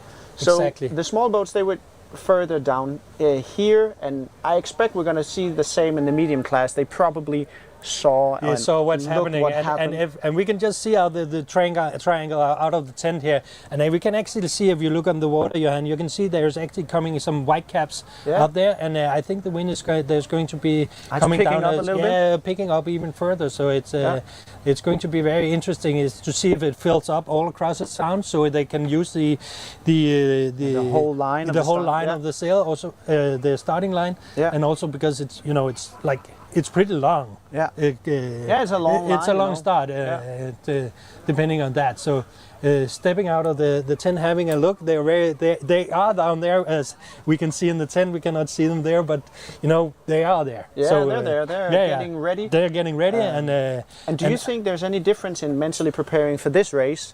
In terms of, you've mentally prepared for many races. Yes. Do you think it's the same things that you're going through? Yeah, I think sort of the things is the same. The boat setup, how do you do it? But as your setup on your own boat, you have to have a great, some great sails. You have to fill the boat with food and water and stuff like that. That's easy things. But then setting up your boat for doing it single hand, that's very, very could be complicated because if the boat is getting bigger, the load on the sails or on the boat is getting bigger. So you have to have some setups that could help yourself get easier trim the boat, because you have to leave the tiller, you have to go trim the sails, stuff like that. So a good autopilot to help you there is a very good thing, and also this simple setup of the boat. Be ready when you go out racing here.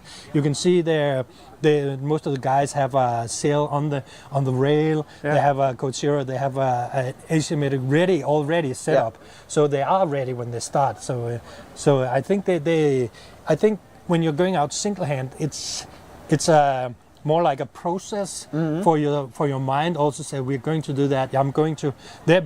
When they're starting here, most of the guys have been up since 6 o'clock preparing. Yeah. And also the excitement, that they couldn't sleep. Yeah, exactly. Yeah. So they're ready. Yeah. They're tuned in right now. So you would think people would actually go for the self-tacking jib, but I don't see a lot of self-tacking jibs out here. Why do you think that is? It's because it's smaller. Yeah. Normally, if you have a self-tacking jib, it's only 90 or 85% of the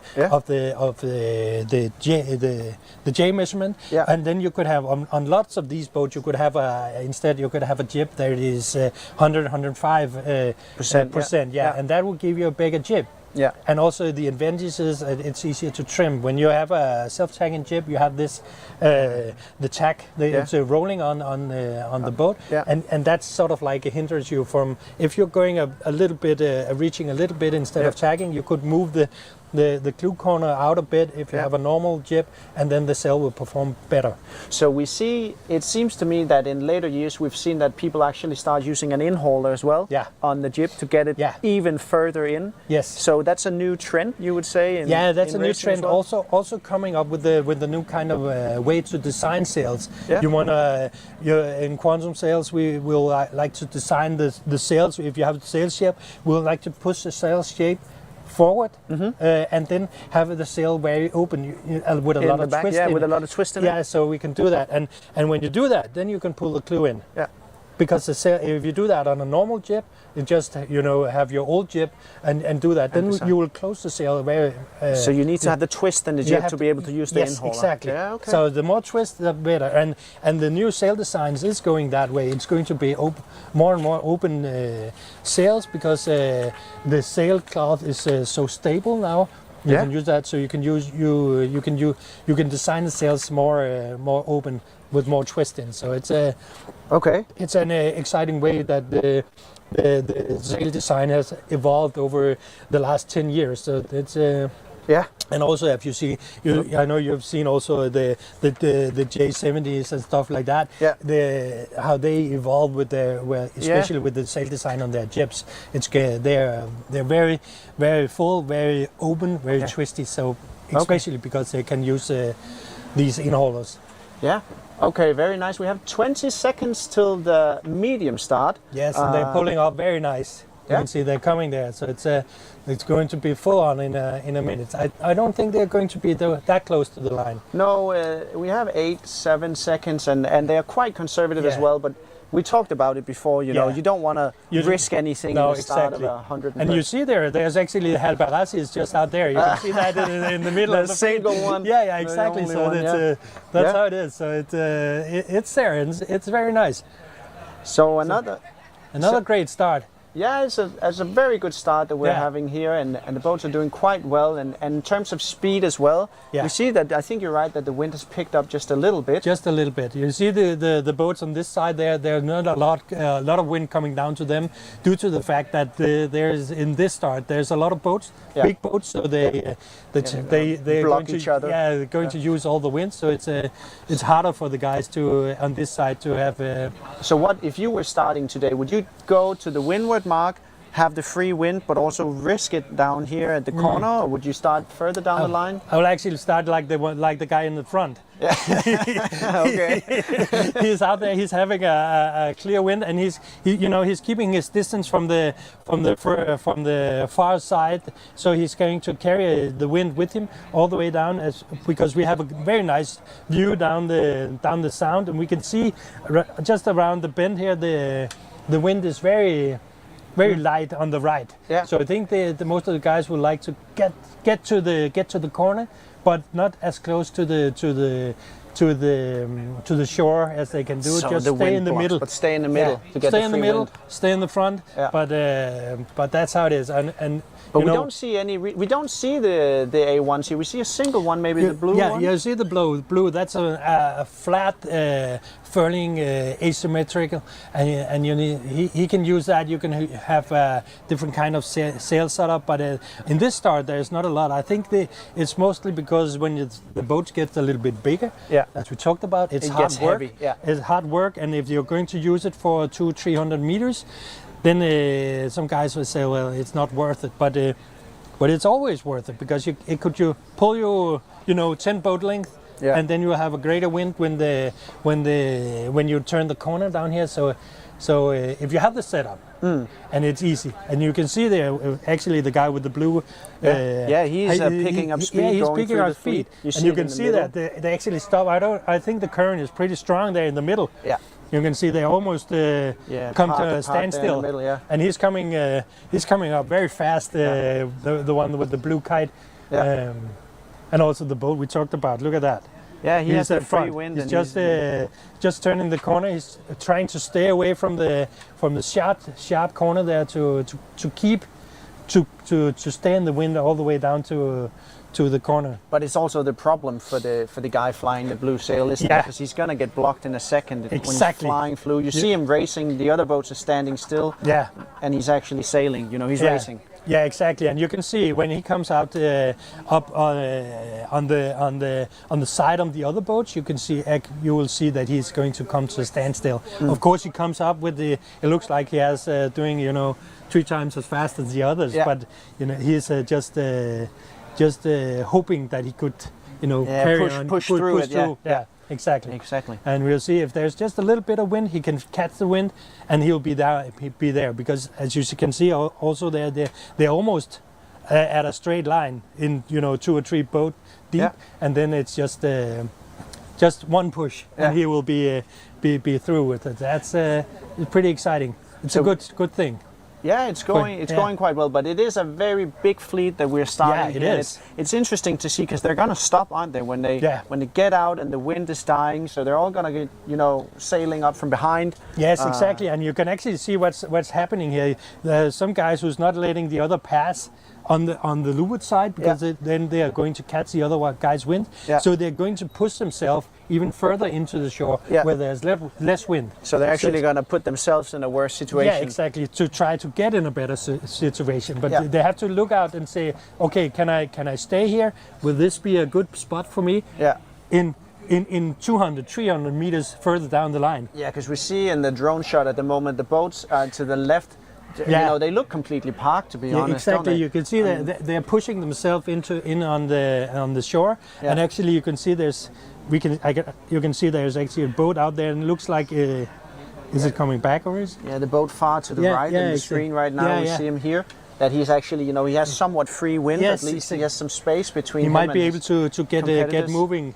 Yeah. Once again. So. But that's actually quite interesting to see what happened to the fleet, that they all really are seeking towards shallow waters, but also windless. And that's the experience of the sailors. They wanted to be the leeward of the other guys, because they want to have the free wind, and that's pushing them into the bad corners because. That's as you can see, they're sort of like contracting on the other side of the sound now. They're going further, and instead of just going down there, they're sort of pulling away from the shore to get. They can see when they look down. They can see there's wind on the left, on the right. It's calm, and you have the current going against you. Exactly. Yeah. So they're going to manage that all the way down there, and exactly like the other starts, it's the fleet was compressing, and I think that's going to happen when they get a little further down. There's the sound is getting a little more narrow, and they're going to slow down again, especially if they come down, a pack of 20, 30 boats. Somebody is not going to have any wind when they get further. But it's amazing. It's an amazing spectacle to see Svendborg Sound today, as you see with the drone shot here. It's fantastic. It's quite fantastic. It is. And you look, the sun is out. Yeah. It's lovely weather. Yeah, it is. For you guys sitting at work pretending to do an Excel sheet so your boss won't notice you watching a live stream, you could be out here as well. It's very nice out here. Yes, it is. It is. And it looks like it's a good weather, and I hope they put on some sunscreen. Yeah, it's going to be... Because there's going to be some red noses tonight. Yeah. You would expect there being some red noses. Speaking from experience. Yeah. I've been there a couple of times, so that's pretty good. So, but I actually see there's another Halbarasi also, so I think there's two in the game. Okay. You see with the blue line there? Yeah, I see it. So there are two of those, and then there are a ton of J boats and different sizes and dealers and a lot of fast boats. But we also see that it's not only the black sails today, we also see the white sails. Yeah, exactly. So we have, we've a lot of guys are coming together. The guys that has, you know, endless funds to buy all the code zeros. All the code zeros and all the fusion, the membrane sails like that. They have a lot, but most of these guys are also using their boats for leisure time, and that's why they have the wide sails. They're sort of like more solid. They last longer. The shape, a sail's lifespan is actually we mainly talk about two lifespans in a sail. You have your physicals, you know, where it's wear down, it's broken and stuff like that, and then you have the shape of the sail. Because as the sail gets older, the shape in the sail wanders around, and it ends up around in the middle, 50%. Then you see people using the Cunningham really hard just to try to flatten it out and get some shape just a little bit forward. But mostly when the sail is that old, you know, it's done. Get a new one. Get a new one. Call Søren. Call me. I'll help you. And also you can see there's a lot of things. You can actually also get the membrane sails in white. So you could be tricked out there, but in this fleet, when you see these, then there will be black sails with the carbon and the white will be polyester. So we see a guy actually flying. Is that an A1 as well? No, you can see that. He's flying it on a bowsprit, just a little bit, and he's I think it's a Code Zero of some kind, but it could also be a big flat junior.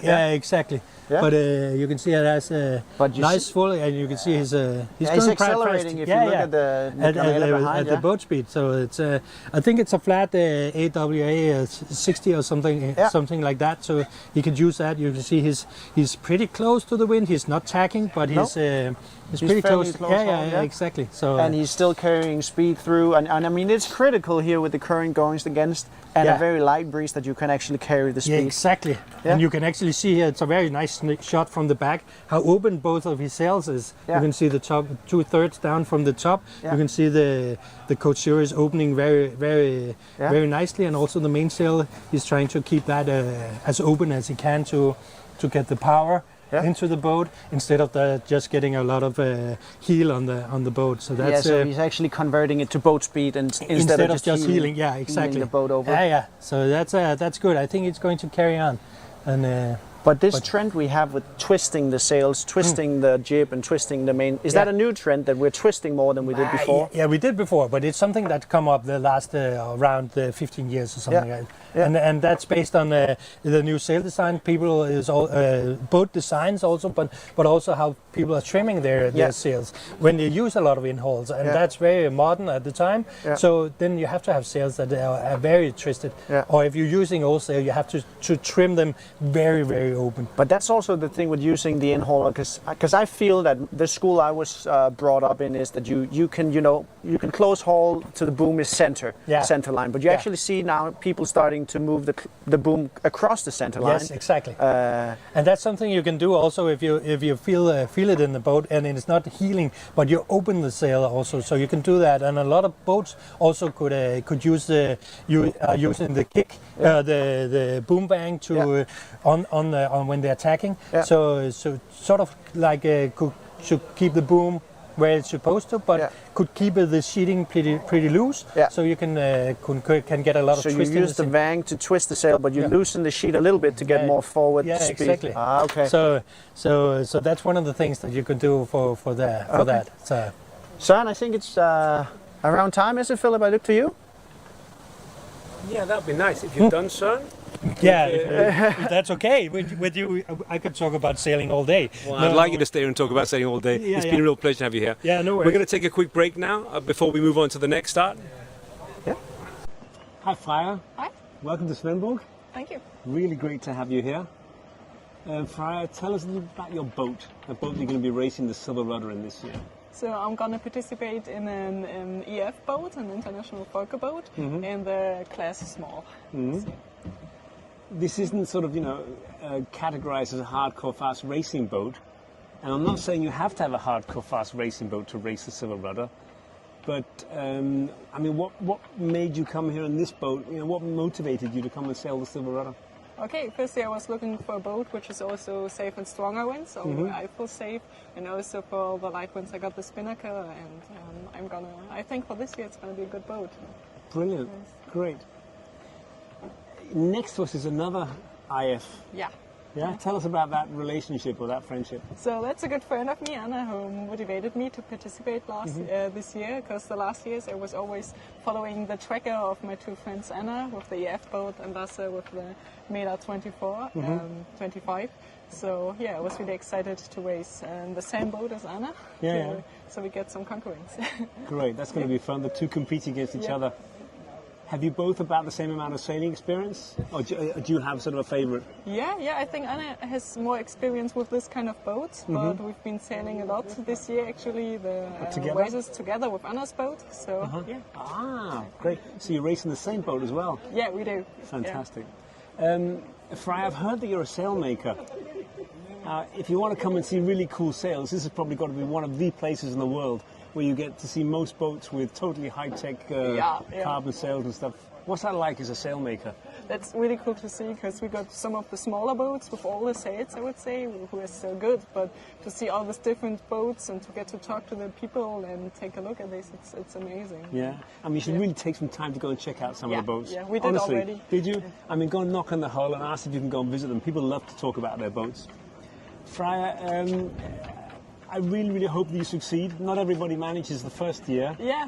But keep your eye on the focus. You know, keep focus on the goal, which is just getting around there. And I'm sure you will. Yeah, that's my goal this year. Maybe not a second night, and I will. And then of course beat Anna. That would be awesome. But she's a good sailor. It's a fast boat. I know it. So we will see. It is? Yeah. Fantastic. Lovely talking to you. Yeah. Thanks, Freya. Thank you so much.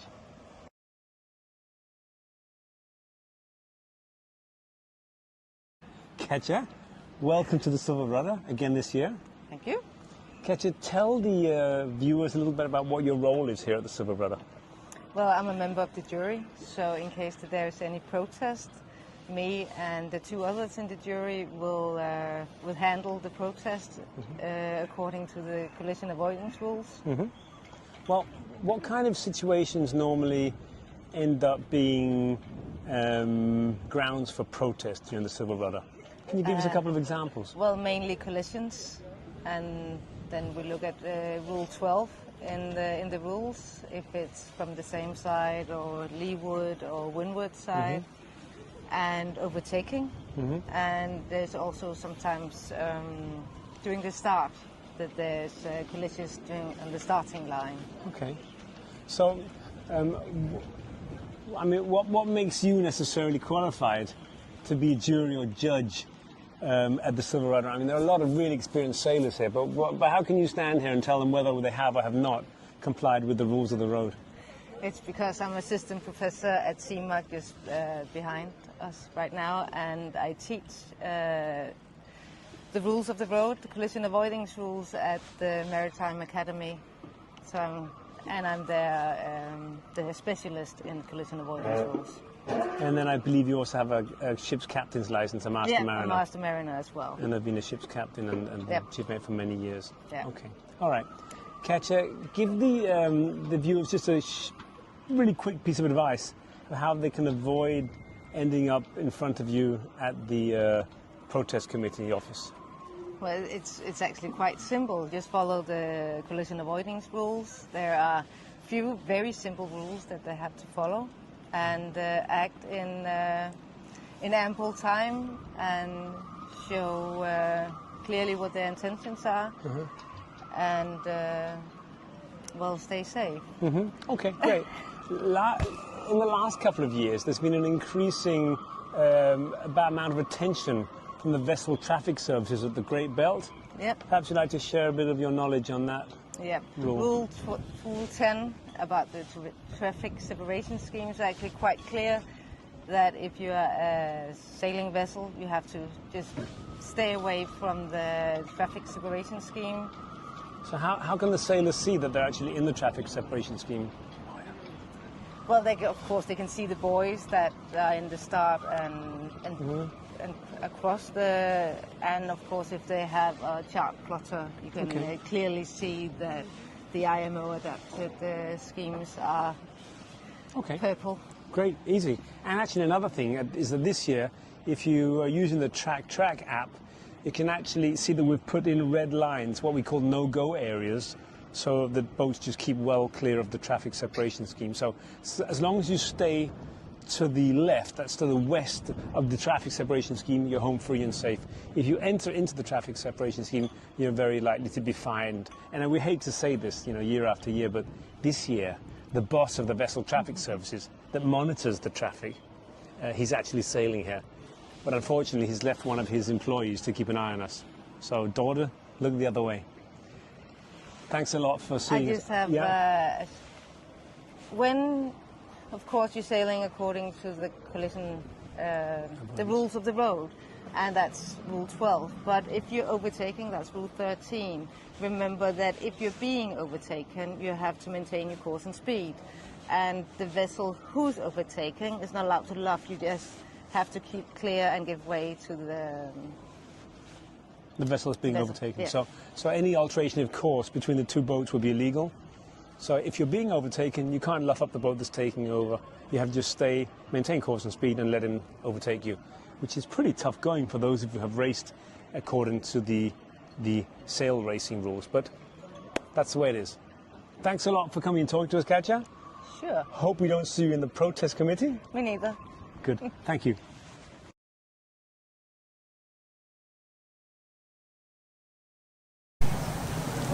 Well, welcome back, ladies and gentlemen.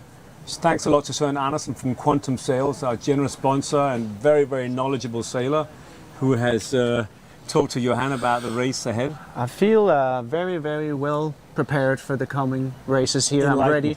I'm enlightened, yeah, and we're ready for the large keelboats. How big are those, Johan? How big are the large? 35 to 40. Thank you so much. 35 to 40 feet. And a lot of really exciting boats here, because you've got the cruiser boats, the Dela 36s and the Dela 38s, but you've also got a lot of really, really hot boats. Yeah, the special ones. Black Maggie, yes, home built by lovely Wolfram Holberg.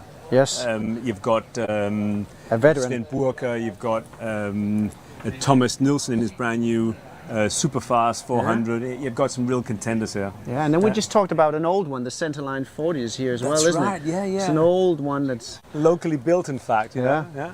Yeah, it's going to be a great start, this one as well. But before the start, which will be starting in about 11 minutes, we'd just like to have a look at the tracker to see how the boats that have started, the minis, the smalls, and the medium boats have progressed.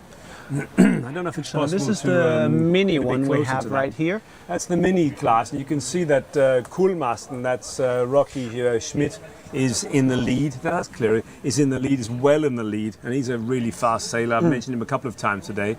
Then you've got Ian Patterson in his Viper. In third place, you've got Olav Thomas Broster in his Melgus 24, really fast boat. And then I'm not at all surprised to see Gregory Juhas in his Flar 24, and he's been on the podium several times here. And last year, Anders from Lauersen did really, really well in his J70. He's a big, chunky, strong guy. He's right up there as well. But it's a surprise, isn't it? The J70 faring so well. Well, do you remember we had a little conversation about it's not necessarily the boat, but it's just as much the man. Yeah. He's young. I don't think he's most, he's probably mid-20s, but he's strong as an ox. Yeah. I'm guessing that he's a 90 kilo, very, very strong, fit guy, perfect for that class of boat. Not everybody could keep that upright. But we also have the Vector 650. We saw that in the start as well with the massive sail, Huge, great big square top, yeah, and he's right at the front there as well, right up, in sixth place. Not at all surprising is some of the experienced local sailors. You've got lovely Lærke Buhl Hansen in the 10th place in Pip, which is a boat. When you look at it, you wouldn't think that boat can race, but it's a Larsen 323. Yeah, it is, isn't it? Surprisingly, Yeah. but she's a very good sailor, an ex-Olympic windsurfer. In 8th place, the winner of the Quantum €1,000 gift voucher yesterday in his boat, Itsy Bitsy. Which is also a boat that's not supposed to be there, is it? It's a Farr 727, so it's designed by Bruce Farr back in the 80s, and actually it's got a nice flat bottom. In some respects, it looks a bit like the X79 in hull shape, so it can sail. And he'll do well just basically also just because of the fact that he's done a lot of miles this year. He took part in the Round Denmark race, took part in the Vig this year, so he's been around. He has for a young guy, yeah. So if we can look at the next start, the small start, And you've got, again, not at all surprised, you've got Patrick Heinrich in first place. 50, in yeah. his SA, yeah. Yeah, he's also experienced, isn't he? He's been here before. And he's strong as a horse. He's a big, chunky guy. You know, he's really fit, really strong. I'm not at all surprised. But remember, that's the start with the Dale 31 designs. Yeah, it was. Jan Hansen in the Allianz. You've Yes. got real contenders there. We do, and we shouldn't. You know, the Beast is down at 5th place right now, and they're really close together. So you know, it's anyone's game at the moment. But if you look at some of the other guys, you know, you've got Peter Idman that I talked about in the Beneteau First Seascape 27. Yeah. He's right up in the top 5. You've got Yeah. Bjarne Lorentzen, you've got Max Gurgel, Yeah. you've got Janne Magnusson also in the 27. Those, I'm not at all surprised to see the boats. And then we have Alan Lester Kierkegaard in X79 with a massive Jenniger, you know. That's It's right. going to be interesting to see what happens It once would they actually reach. be nice if we had pictures to see if he was using, but that tells a little bit about the story we were talking about. You've got an X79, a 40-year-old boat, racing against Jinx, which is a brand new model, you know, the SC850, relatively new, alongside the Dale 30 ODs. So, and you've got Andreas Bock in his Eigenbau, that's a home-built boat, a KK28. It's crazy what we can bring together here and what we can actually race against each other because there are no rules, you know, that you can do whatever you want. We love it. We love that fact that you've got people retrofitting their boats. But then you've got, you know, we'll go back to the Beneteau, the first 27s. They're very standard boats, standard setup, standard head sails, standard Jennikers and code zeros. Yeah. It's a one-on-one. It literally is just the man and his ability to trim the boat and read the Yes. weather. So for people just joining us now, I think it would be a good idea to just get an image of where we're racing, you know, the race course. We're going around Fyn single hand, and we have 7 minutes to the next start, so we can, or 6 minutes, so we can just make it. Have a look at the start here. They're going out and then towards the east, north, around the eastern part of Fyn, and it's going to be nice sailing. They're going to be flying some very nice sails. And then they're going to be close hauled, tacking against the wind, probably during evening and night time, Yes. the northern part of Fyn. At the north of Fyn, it's going to be quite gusty and windy there tonight, I can imagine. Yeah, it's going to be quite a challenge for many, I think. Middelfart Little Belt is going to be a challenge because they're going to have the wind against them and probably also going to have the current against them as they've done here in the start. And then they're going to sail down and back to Svendborg. And we hope that they're going to have it looks to be a magnificent race. We see the big boats, we see the Keelboats Large lining up now for the start. In 15 seconds, we're going to have the 5-minute signal. Yeah, what we can see are the boats just lining up, warming up. They've just come out of the harbour. Don't underestimate things. These boats will have been out of the harbour for about 15 to 30 minutes. A lot of them will have been all the way down to the bridge in Svendborg Sound just to get their sails up and prepare, make sure they've set their halyards correctly, make sure that their sheeting positions are right. Because once you start falling, bearing away and coming down towards the starting line, there's going to be a real concentration of boats and traffic, and there's not enough space to start messing around. And we also see some young guys in some rather big boats here.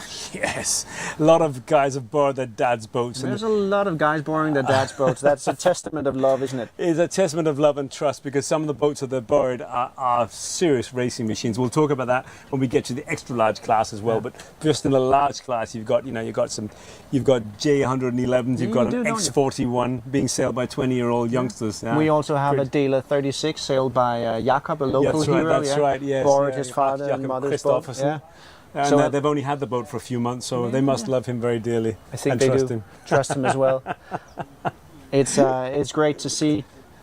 Yeah, it really is good because this class, compared to the others, ladies and gentlemen, does require a little bit more physique. I mean, the sails on these boats are huge.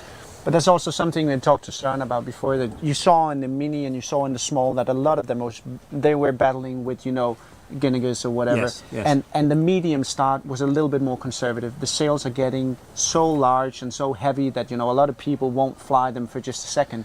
Well, the relative speeds of the boats are also higher now. You'll have boats coming across the starting line. Yeah, the current's against them now, but if not, in this kind of wind, they'll be doing 7, 8 knots, which is quite fast. And rolling out a code 0 just to use it for 100 meters Exactly. can give you huge benefit, but if you screw up, you're going to be stuck with aground with Yeah. the code zero flapping in the Yes. wind for half an hour and watching your competitors sail off without you. And listening to the money just flapping in the wind, disappearing in the wind. You've got the starting line there on the drone, with the drone in front of us, and you can see the boats on the right-hand side of the screen starting to come in towards the starting line. Now we can probably expect, again, a relatively conservative start.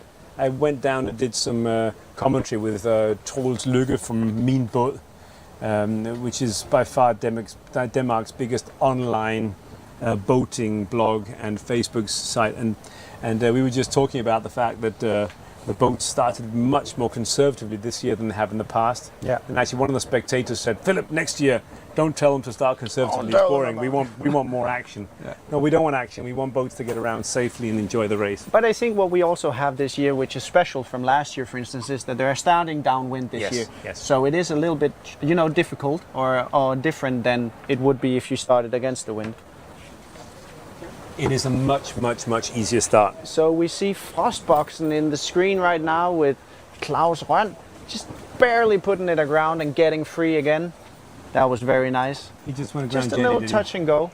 The owner of that boat, speaking of trust, is Jakob Frost from Tuco Marine in Fåborg, and he's a genius with carbon fiber. So He is, isn't he? He if built the need- boat for himself as That's a right. birthday gift Yes. for his 40 years. So if he needs to repair it, then he's the right man to do it. He's going to be fine. And he's also, talking about lending out boats. Last year, Jacob and Klaus were fitting an autopilot because the boat was going to race Exactly. here, so they needed to Exactly. fit an autopilot to the And boat. that's right. This is the second year Klaus is It racing. is, isn't it? Klaus Rønn is again, he's a young guy but a very experienced sailor. He in fact has sailed the Transpac this year on a fully Danish crewed boat. Yeah. So he's used to short-handed, heavy wind sailing. Yeah. Days after days after days. He's actually won this event in a CB66 in He's the in mini Kaboom, class. hasn't he? Kaboom, Yeah. yeah.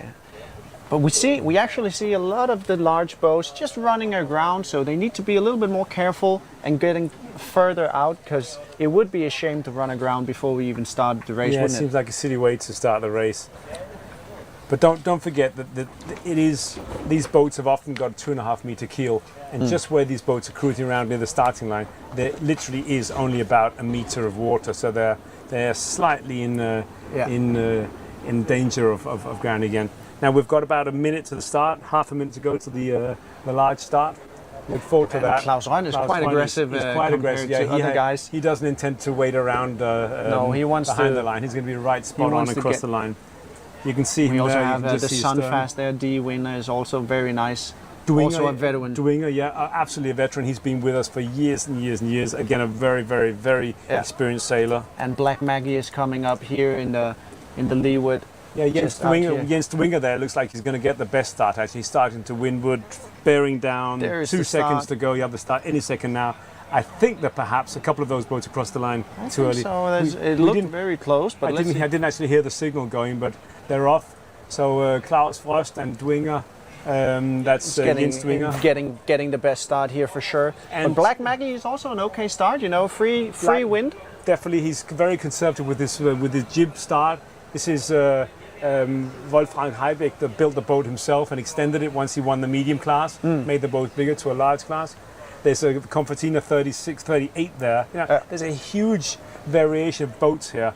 There's a super fast the super fast 400 with Black Sail with Thomas Nilsson. He won the X-Yachts X99 Spinnaker a few years ago when X-Yachts were on the spinning to the winning X99. classes. He's definitely a contender. He's only had this boat for a few months, but he's definitely a contender. But he's never actually raced against other boats in the same class or size as him before, so it'll be interesting to see how the boat performs. I mean, he's a very, very experienced sailor. So that's also for him. But we also have something quite old. Don't we have an Ylva down there sailing? That's Ylva there, I believe that. Well, it's a German Ylva. I thought there was a Danish Ylva there as well. And this Den 191 you can see there, that one there, thank you very much, is the Dela 36 with Jakob Christoffers and the local lad who's borrowed his boat from his dad. So you see a conservative start from him, but you would too if you borrowed your father's boat. Yeah, I would wouldn't you? too. Yeah. A little I bit think of his a parents are very conservative start. easygoing, but it's looking at the boats which are at the front of the pack. Yeah. I'm not at all surprised to see the contenders up there with Thomas and Jens Klaus Stringer and Klaus Røn. Yeah. I'm not at all surprised to see those boats. They were, and Wolfram, of course, Heimbig. Yeah. I'm not at all surprised to see them right up the front of the course. And you've got Cantaloupe, the Class 40, right up the front as well. Yeah. And nice to see that a few boats did actually dare to get out there, be on the starting line, smack as the whistle went. Yeah, exactly, and also race. Yeah, go on full racing mode. Yeah, yeah. Because don't forget, I mean, these boats are bigger, and you'll see in the next start with the extra large boats, these are pretty big boats. These are boats between 35 and 40 feet. 40 foot is a lot of boats to be handling one man. Yeah, the next ones are 40 and up, bigger. you know, that's very, very big Yeah, boats. we're going to be looking at 50-foot boats and a few 48-foot boats racing here as well. Some very, very big boats. But Yeah. it seems that the wind has picked up just a little bit Yeah, I would compared to agree. earlier in Yeah. the day. You know, we have a little bit more of a gust, and we also see that they start further down the line. It seems that they're, you know, they're looking at the previous start. Of course they are. Sure they are. Sure they are. And quite interesting to see that some of the boats are going further to the east, not to end up stuck to windward where there's no wind. Exactly. They've taken the compromise of sailing a longer distance Yeah. And also in a little bit stronger current. in more wind. Yeah, possibly more current, but there's more wind, and I think that compensates for the current against them. Exactly. You see these boats that are farther off to the left. You can see the camera here. This is the front of the pack. The sun's, we love having the sun here, and it's beautiful weather, but it's quite difficult to see which boats we're looking at on the screen there. I think that was Jens de Winger we just saw in his Sunfast, Sunfast, yeah. 3600. So, Philip, standing here, you've raced. You know, if you were participating, you would participate in this start. Must be, Yes, I might you vote, know, yes. Yeah, this is tough. must be tough to stand here. It's Look at tough going. I could never win this race in my boat, but just competing was fantastic. I loved every single time I raced this race, and I miss it every time. But this is a class, this large class. There are some really good sailors here. Some of these guys have built the boats themselves. You know, every single piece of epoxy and fiberglass and carbon fiber they put in the boats themselves. Really dedicated guys. Others have bought an X40 or a Dale 38 and have, you know, turned up with a pretty much standard boat. Yeah, and these guys probably, you know, some people are optimizing, you know, taking everything out of their boats, only bulkheads remaining, you know, only critical equipment remaining. Other guys, they are still sailing their boats around with cushions. I mean, I remember one year where I was racing my Impala 27. I think it was. I know, actually, don't have to think. It was in 2016 where we split the starts, and that's the only year I've ever won this race. It was in 2016 where I won my own start, and I was racing against the Pogo 30. And as I was going absolutely berserk, setting head sails, Jenicas and Code Zeros, I overtook the Pogo 30. He was just reading a book. He was sitting in his cockpit enjoying the beautiful weather as we passed. Just reading a book. And that taught me a lot about the reason, the motivation for being here. Yeah, it's a very adverse race, you know. A lot of people are coming just to have a nice sail around Fyn, and others are coming to, you know, battle the waves and really test it. No, seriously, the diversity of the sailors here is absolutely incredible, and you can see that by what we're looking on the screen here. And This is also the start with the Renskib, isn't it? Yes, exactly. Yeah, that's Martin Messen there. Yeah. And there's a huge difference in the boats. Look at these boats. Some of these boats with the spray hoods up, and you know they're sitting in their cockpit. They're in a race, but well, you know they're here to complete. They're here to get the T-shirt. Yeah, you are. But you also see Frostboxen, as I saw, it was not flying the Danish flag. You know, they were racing in full-on race mode. You know, they're in race mode. Look at here this. we actually have the Frostbox. Yeah, in front no of flag there. Which is a 38-foot boat built by Jakob Frost in Forborg.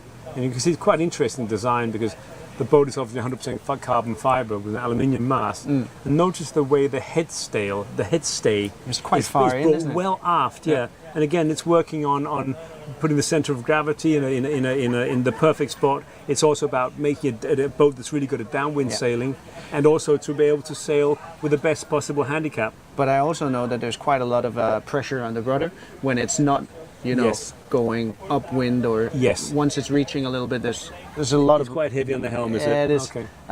But also a funny story is that, you know, he decided that he wanted a bowsprit. So winter he just built a bowsprit for his boat. Yeah, you know, of course he the did. thing when you build it Of yourself. course he did. Yeah, he does everything. And he built himself a carbon fiber toilet, and you know, he can do everything absolutely on his own because he's extremely innovative. Yeah, he's a very good boat builder, very innovative indeed. Yeah. We'd very much like to see the progress of medium class on the tracker if it was possible in a minute, yeah. But looking at what we've got on the screen here is our drone photo of this start here. And you can see there's a huge difference in how aggressively boats are sailing in this start compared to the medium or the small, where they were setting head sails and setting code zeros as they came out of the sound.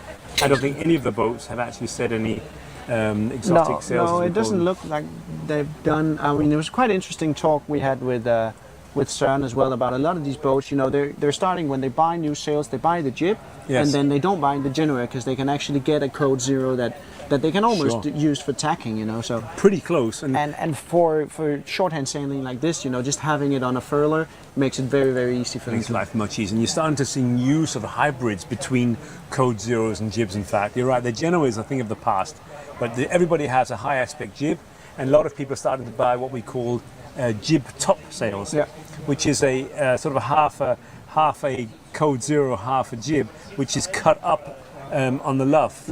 And can be used at very, very close wind angles, almost like the jib. They're a magnificent sail. Yeah, it's a very, very interesting. It's nice to see that we're still innovative, you know, changing things. Very much so. So I think we might be ready to see the medium start here and see how it's going. If we look at this is not the medium though. What is this? No, this is the medium with black caravella at the front. I'm not sure. This one with Jinx, that's the small. Okay, we can move up to the medium class. It'd be lovely because I can see in the medium class that Thomas Obzioba, who I love very dearly. He built this boat himself, every single piece of carbon fiber. It's a black caravella. You've all seen this boat here. It's been here many times in the past. And it's lovely to see that Havoc with Ino Tunyon in his HOD 35. He's also doing quite well. Doing very well. Anna Scott in his Archambault 835 is in third place. He bought this boat this year, in fact. Oh, so there's a new boat for him. Yeah. But I'm quite surprised, and I'm also very happy to see that the X332 is doing quite well. Yeah, it's a magnificent fast boat. And it's actually, you know, it's doing very well. It's sailing against some very competitive boats. This is the man and the boat. I mean, this is Jan Reimer, who has raced this race several times.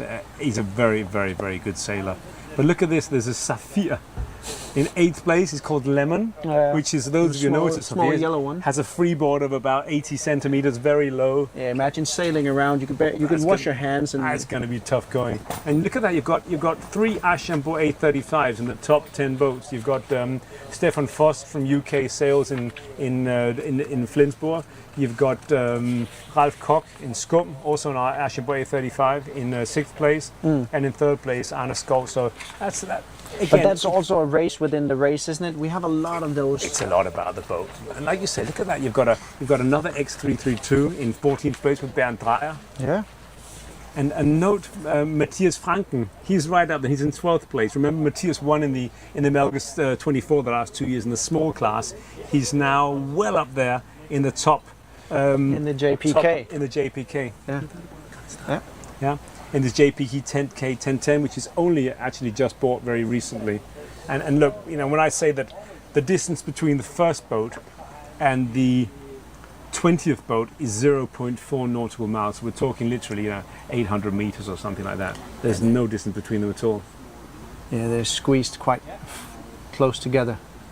And the picture on the screen that you can see there is Black Maggie. And notice how slow he's going. And he's going fast. It's not, but it's just he's in not a lot of wind. He's quite far to windward where there's not much wind, so there'll be boats overtaking him. And very conservative with the small jib, isn't it? Yeah, I'm a bit surprised. But I think he probably underestimated the amount of wind. Yeah. And on his lee side is Thomas Nielsen in the super fast 400. Which is also a very, very fast boat, but it's an unproven boat. Actually, that's not it. I'm sorry, that was not it. I'll just figure out what that boat is. But the Superfast 400 is bought in Trieste, in Italy, earlier this year. Is it Dwinger or what? It's a little bit hard to see on the screen, to be honest. It is, because the sun's right against the camera there. If we move over to the other angle here. So these shots have been taken from our rib.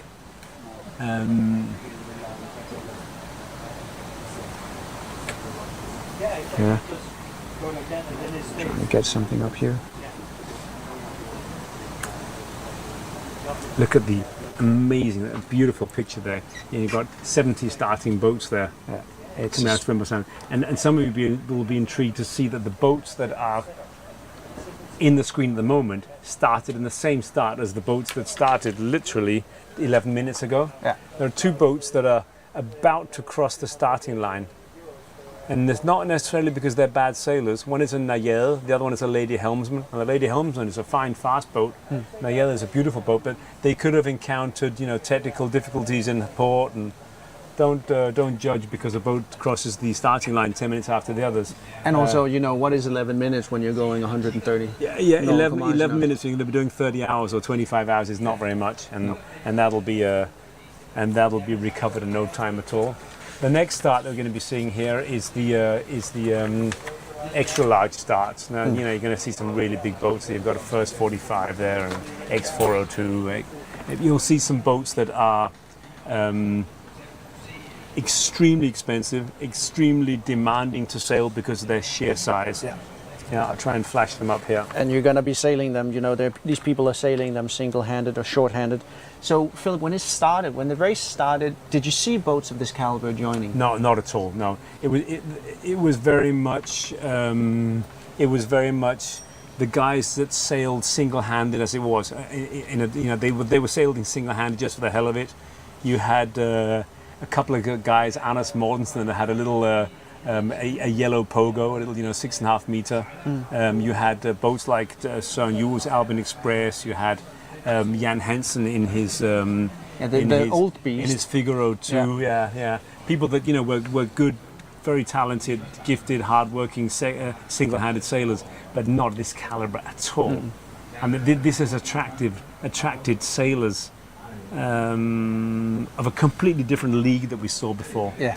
And that's also, it's grown in size, but it's also, the seriosity, or, it's become a much more serious race than it was in the beginning, hasn't it? For some it has, and then a lot of people have sort of say, well, I've heard of this race, and there's a 40-foot steel boat, a Swiss steel boat heading towards us here, and you think, well, why is that here? Well, people come here to see this because they've heard of the atmosphere, they've heard of the community. And also we have, a 48-foot Luffe just coming to the screen, and you'll see those pictures in just a minute. Yeah, you see it behind there on the screen at the moment there. It's going just. How do you think he got the boat from Switzerland up here? Do you think he I don't think he lifted did. it? I don't think he did because it says Den 44 in the mail to me, so something tells me that he bought it here.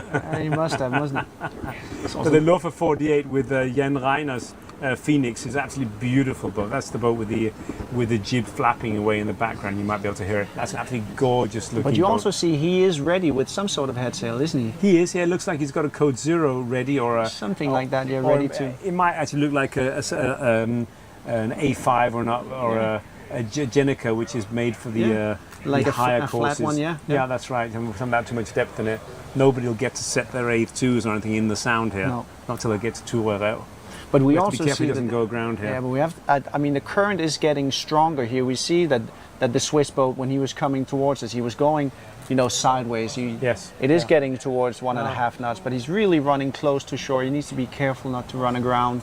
Have you noticed that the Swiss chap is wearing a T-shirt? And you actually see it, yeah. But in you the actually middle of see it September. in the picture right now. How the shallow waters is right outside where he turned his boat. Yeah, that was very, very That's close. a very, very good shot because you can see that right through the waters there.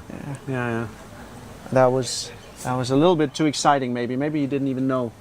I think he probably had an idea. He was warned yesterday at the skipper's briefing. But if we look at the type of boats that we're going to be seeing today, you've got Luffe 43s and the Luffe 40s. You've got Espen Snar with Martin Meredin in his Landmark 43. A previous winner. Yeah. Martin's won. Has always been the top three. A very good sailor. A sailor that's won several times in German Frey's 49. Jan Müller has cancelled this year. Is not coming, which means there's a chance for other boats to win. Yeah. There's a real contender here this year, but Henrik Løftgaard, who's bought the most out beautiful. I mean, I'd say must be gorgeous. the star of the show. Almost, I think it's the I've seen quite a lot of boats. It's belle of the probably ball. one of the most beautiful boats I've seen in that size. Yeah. The Luffe 45 plus. Yeah. So congratulations to Luffe and Olaf for building such a magnificent boat. What talks against Henrik winning this is that he's only sailed the boat 4 times. It's brand new, isn't it? Yeah, so nothing's been tested, nothing's been pushed or No. pressurized at all. But then you've got other boats. You've got like I said, we talked about Martin Meredin in his Landmark 43. You've got Frederik Bones in his X43, which was actually Martin Meredin's boat earlier, previously. You've got Richard Roth in his XP44. Yeah. He's won before. He has. He's a very good sailor. He did round Denmark race single-handed. He did Vegas single-handed. He's got a lot of miles under the belt this year. So anybody could win this. And then we have, do we have 2 dynamic 43s? Yes, we do indeed. So there's also going to be a small race within the race. It certainly is. One is Simon Clark-Dussing that I know well from way back in my Impala 27 days. And thank you, Simon, for letting me sleep in your boat at the Danish Championships a couple of weeks ago. He's raced this race a couple of times in the dynamic. He's also a good sailor. I don't know whether the dynamic can win. It's a slim, fast boat. It is, but it's also it's a design of the past in the sense that it's some things have changed. That boat doesn't plane like some of the other boats. You've got to have a lot of boat. Not many. How should I put this? Not many 40+ foot boats. No. Of the caliber that are racing here today are going to be planing. Dirk Schuster in his X482. It's never coming out of the water, but it's a very, very fast, good-looking boat. A lot of power. But then there was one last year. Do you remember Urs Kohler in the Pure 49? We didn't see him now. I don't think he's here this year. I think he's he not cancelled here now. last Yeah, minute. unfortunately due to weather probably. Yeah, but you did an interview of him, didn't you? That was quite interesting, wasn't it? Beautiful Remember boat. they built an aluminium boat with, with the ballast tanks and everything. Yeah, it was a huge, quite huge a boat. special boat. Yeah, I follow them on Instagram, on Facebook, and they've built other boats during the last few months. Yeah. And an interesting yard. Yeah, very beautiful looking boat. So all in all, a very it's a special start, the one we're going to now, and Not the as last many one, boats. no, but very heavy boats. And big The boats. displacement is probably the big same as in the mini fleet, I think we should probably mention a couple of the guys. If we look at the list here, you've got Fabius Müller-Kauter. Fabius is very young. He could easily be my son. Yeah. He's sailing his parents' Solaris 50. Yes. Beautiful boat. That's a lot of boat for a young kid. And you did a video. I mean, he's not old. No, he's very young. I'm guessing that he's maximum mid-20s. Yeah. And he's no bigger than I am. No. Probably 10 kilos lighter, in fact.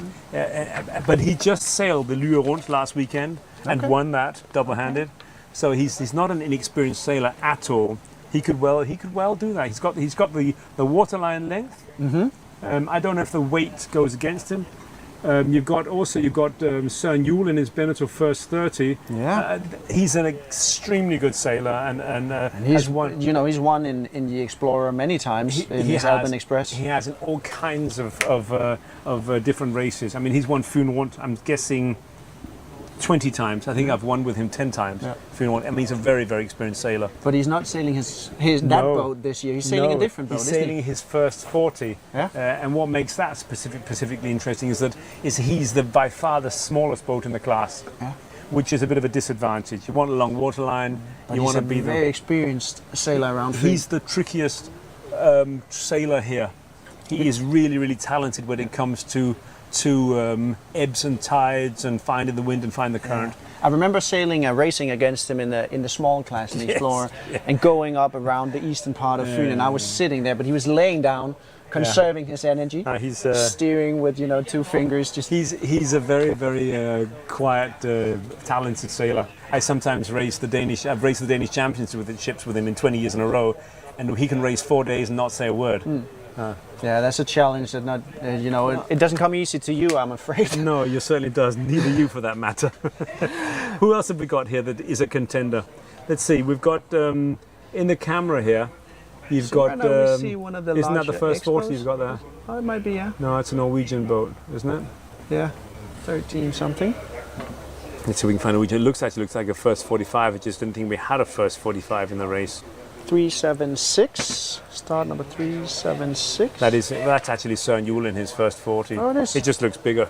We just But talked about it's him, the didn't we? first 40, yeah. But we'll see. Don't misunderestimate Martin Meredin in his Landmark 43. That's a good boat. He is a very good boat, and it's a good sailor as And well. he's very fit. He's very fit. He's fit, he young, took strong. line honors last year, didn't Yes, he? he did. He, No, he's very fit and strong, but we're excited to see the Lofer 45 plus. But also, you know, I mean, Luff is. They have quite a lot of boats joining us here. We have Jakob Löwenstein as well. He was he had his first Silverrudder last year, I think, and Yes, he's come that's back right. for more, hasn't he? Yeah. No, Lofer do well, and notice it's the big boats. There's a couple of 37s here as well in the medium class, and then you've got quite a handful of the big ones, 40s and 40s and 43s. Yeah. They're fast boats. It's probably worth mentioning Biwa Scheufens, who started in his Lofer 37. He's only had that a few weeks. Okay. Biwa and his wife Marianne have been real Silverrudder aficionados. Have been here 10 times. I think it's his 10th Silverrudder. Yeah. He had a boat built by Lofer called the Lofer 45, which he named Silver. He said, Philip, we're thinking about naming it Silverrudder. What do you think? And I said, well, what happens if the Silverrudder doesn't survive? You know, you never know with racing races.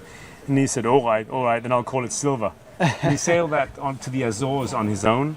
This is the 5th boat he's racing the Silverrudder in. He raced in his deck saloon, Lofer 43. Then he raced in his the Lofer 45.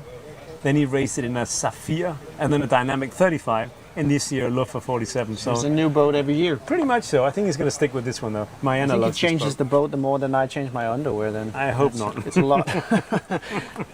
So we have shots now of different boats. We just had the Solus 50. And the boat we see in the picture is the Dealer 44, the dark blue, very, very good looking boat there. Also a very nice boat, but it's not as a big of a start as we saw the other ones. They're going to have a little bit more clear on the line. These are big boats. We want to give them some space. That's the boat in the picture there is Sanjul in his first 40. Be excited to see how he does. Yeah. Just wondering why it says Norway in his mainsail. He must have bought it from a guy in Norway. The boat is called My Way, and it's actually belonged to Steve Wittrup. Yeah. And who also raced the Silverrudder several times in that boat, way back in the at the beginning of the Silverrudder days. Yeah. Most of these boats will have to go below the eastern bridge. Yeah, they will, won't they? So they have to go a little bit further out. Yeah. Also a little bit stronger current maybe out there. Very, very definitely, because the water's deeper out there. 6 minutes for the start. Great. Well, what's worth mentioning here is that not only will the boats be going to deeper water and more current, they'll also be going to the renowned traffic separation scheme. Yeah, they will, won't they? And we don't want them to, but there is a risk of them being there, so hopefully they'll have listened to our The skipper's briefing yesterday. Yeah. We don't want to get But get into trouble. Do we have any guys where they race in the Silverrudder for the first time in this start? Or are they all guys that have been here before? I thought actually the Henrik Lufgren, the beautiful Lofer 45 Plus was, but this is actually his second race. Okay. He raced here 2 years ago in the 4004, the Lofer 4004. Okay, so he's been here before as well. Yes, he has indeed. Yeah. All right. So I'm not sure if there are any first timers here, not that I'm aware of.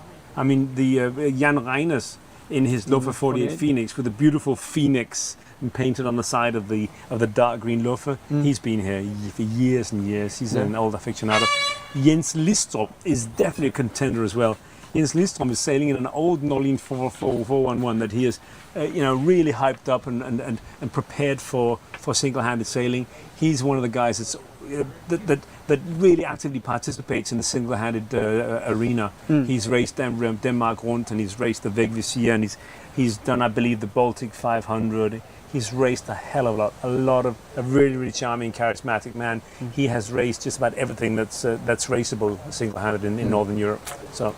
So if you're just joining us now, looking up from your computer screen while sitting at work, pretending to do some important jobs, we have roughly 4 minutes to the last start of the Keelboats, the extra large. And the wind has picked up a little bit, but it's pretty much from the same direction. It's a little bit southwesterly winds or so. So they're going to have a downwind start, and then they're going to go close, hold, and go on, close to the wind down through the sound.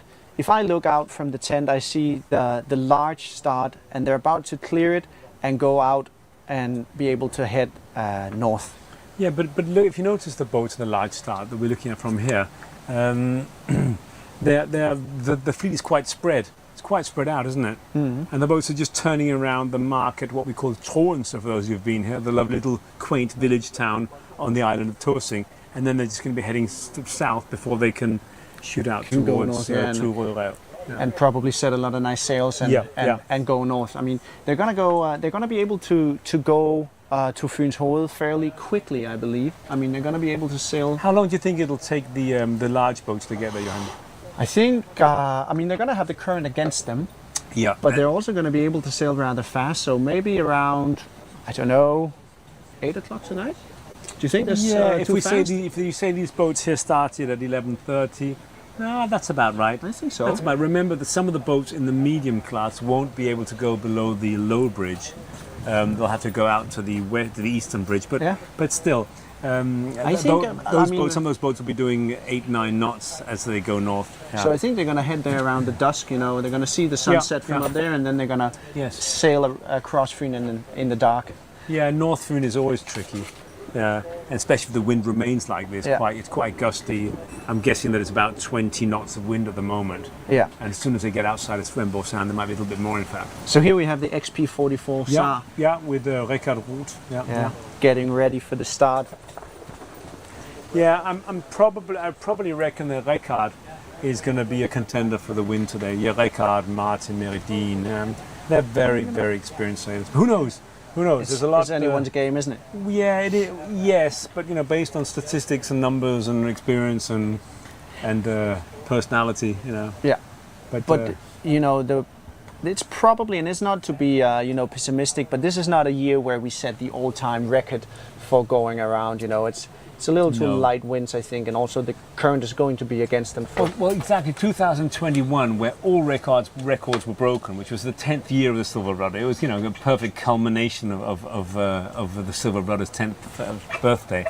Was a combination of a rotating wind system, which meant that they had no beating whatsoever. No. They were either on a close or a broad reach all the way around, setting kites. They had the current with them through the Great Belt and the Little Belt. I mean, records were broken by several hours. Yeah. And when I show people the record times, they sort of say, "Well, that was it's very unlikely we're going to be able to break those records." Once in a year. And I raced the 2020 Silverrudder, and that was... Oh, yes. It was not a disaster, but there were so many people that, went out the race. It definitely wasn't a disaster, but if you have a 2020 T-shirt, then you're a hero. Because I think only 37 people actually finished the race, didn't they? And I was half an hour late. I know you were. On you were Sunday, so that was heartbroken, wasn't it? But you still completed the race. Yeah, thank you. I remember that even though you didn't get the T-shirt, because you didn't complete in time, you said, "I'm going to do this no matter what." Yeah. But then you did get the T-shirt 2 years later, didn't you? Or the next year? No, but that doesn't matter. Didn't you? No, I didn't. Serious? Don't you have a T-shirt? Let's change the subject. Let's change the subject fast. Look at this pretty, lovely Loffe boat. Beautiful Loffe. 45. 45. Sailing. Plus. Notice it says plus, and it's number 2. And we have 20 seconds to the start, and he's going for a quite aggressive start compared to the rest of them. Very aggressive, considering the fact that he's only just got the boat a week ago or a couple of weeks ago. I think he's going to risk actually. He's going to be too early, is he? I think he's going to risk being too early, isn't he? How many? We've got about 3, 2, 1, and there goes the start. No, he's good. Is he good? I'm not sure. Very nice. Regardless, that's a gorgeous boat. That's the Loffe 45 plus, brand new. Henrik Luftgaard has only had the boat literally a few weeks. This is the fourth time in the boat. 8.5 million kroner plus equipment. Look how flush it is, Beautiful though. full boom, flush decks. It's made in this really gorgeous metallic dark blue-grey. All the bulkheads down below carbon fiber. I love that boat. Behind him you've got the biggest boat in the fleet. You've got I'll just find him there. Fabius. Exactly. Yeah. He did a really good start. Look at the size. Look how small he is. He's a tiny guy, and also the Loffe 48. 48. Did a very nice start as well. Very nice start there. That's Phoenix with Jan on board. And then we have Martin Meerdien, actually well to windward. All the way to windward. Very surprising. I'm very surprised he's gone up there, because I believe the wind has got a little bit further to the south. Yeah, it looks that way. And he's also sailing, he's not going as fast as the other boats at the moment, but let's see how it... But he's going to sail, if there's wind on the other side, he'll be sailing a shorter distance. But I'm a bit worried that he might end up... He might end up where the other guys park there on the corner. With no wind at all. So that's a little bit of a tricky, but Saar is doing quite well in the middle of the fleet. also sailing out. You know, and he had his bow well up to the line. Yeah, and he has the free wind at the moment. That's you right. know, he's able to go. But I mean, some of those boats are absolutely magnificent. Look at the you know, right at the front of the fleet, the Loafer 45, then the Solaris 50. Yeah. From the angle we've got here, it just looks huge. It's That's magnificent. a magnificent boat. Yeah. And then you've also, you know, look at the big. I don't know if you can see the big X boat in the middle of the fleet as well.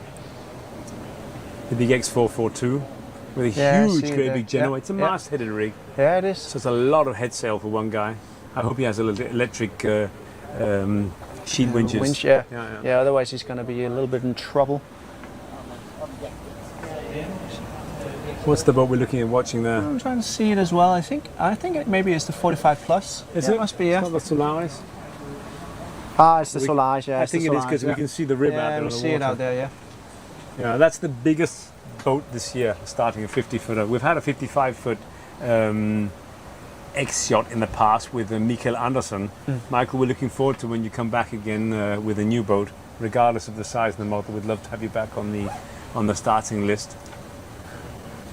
There aren't as many boats. I mean, there are like 25 boats starting in this extra large class, which isn't surprising because these are big and expensive boats. Yeah, and you've got boats that haven't crossed the starting line yet. Very favourable conditions. You know, there's plenty of wind to maintain them at full speed, but they're not going to be overpowered at any time because the boats are big, you know, heavy boats. I think it's going to be, we're following it here at the moment. Yeah. Yeah, that's the Solaris we can see there in the picture, number 319. And Fabrice has borrowed his mum and dad's boat. And he's going to be close haul going down here, it seems. Yeah, he is going to be quite close to the wind, yeah. So, Philip, this is the last of the large boats. We've sent them away. This is the extra large boats, last of the keelboats. You're right, last Johan. keelboat going You're right, away. Johan. Yeah.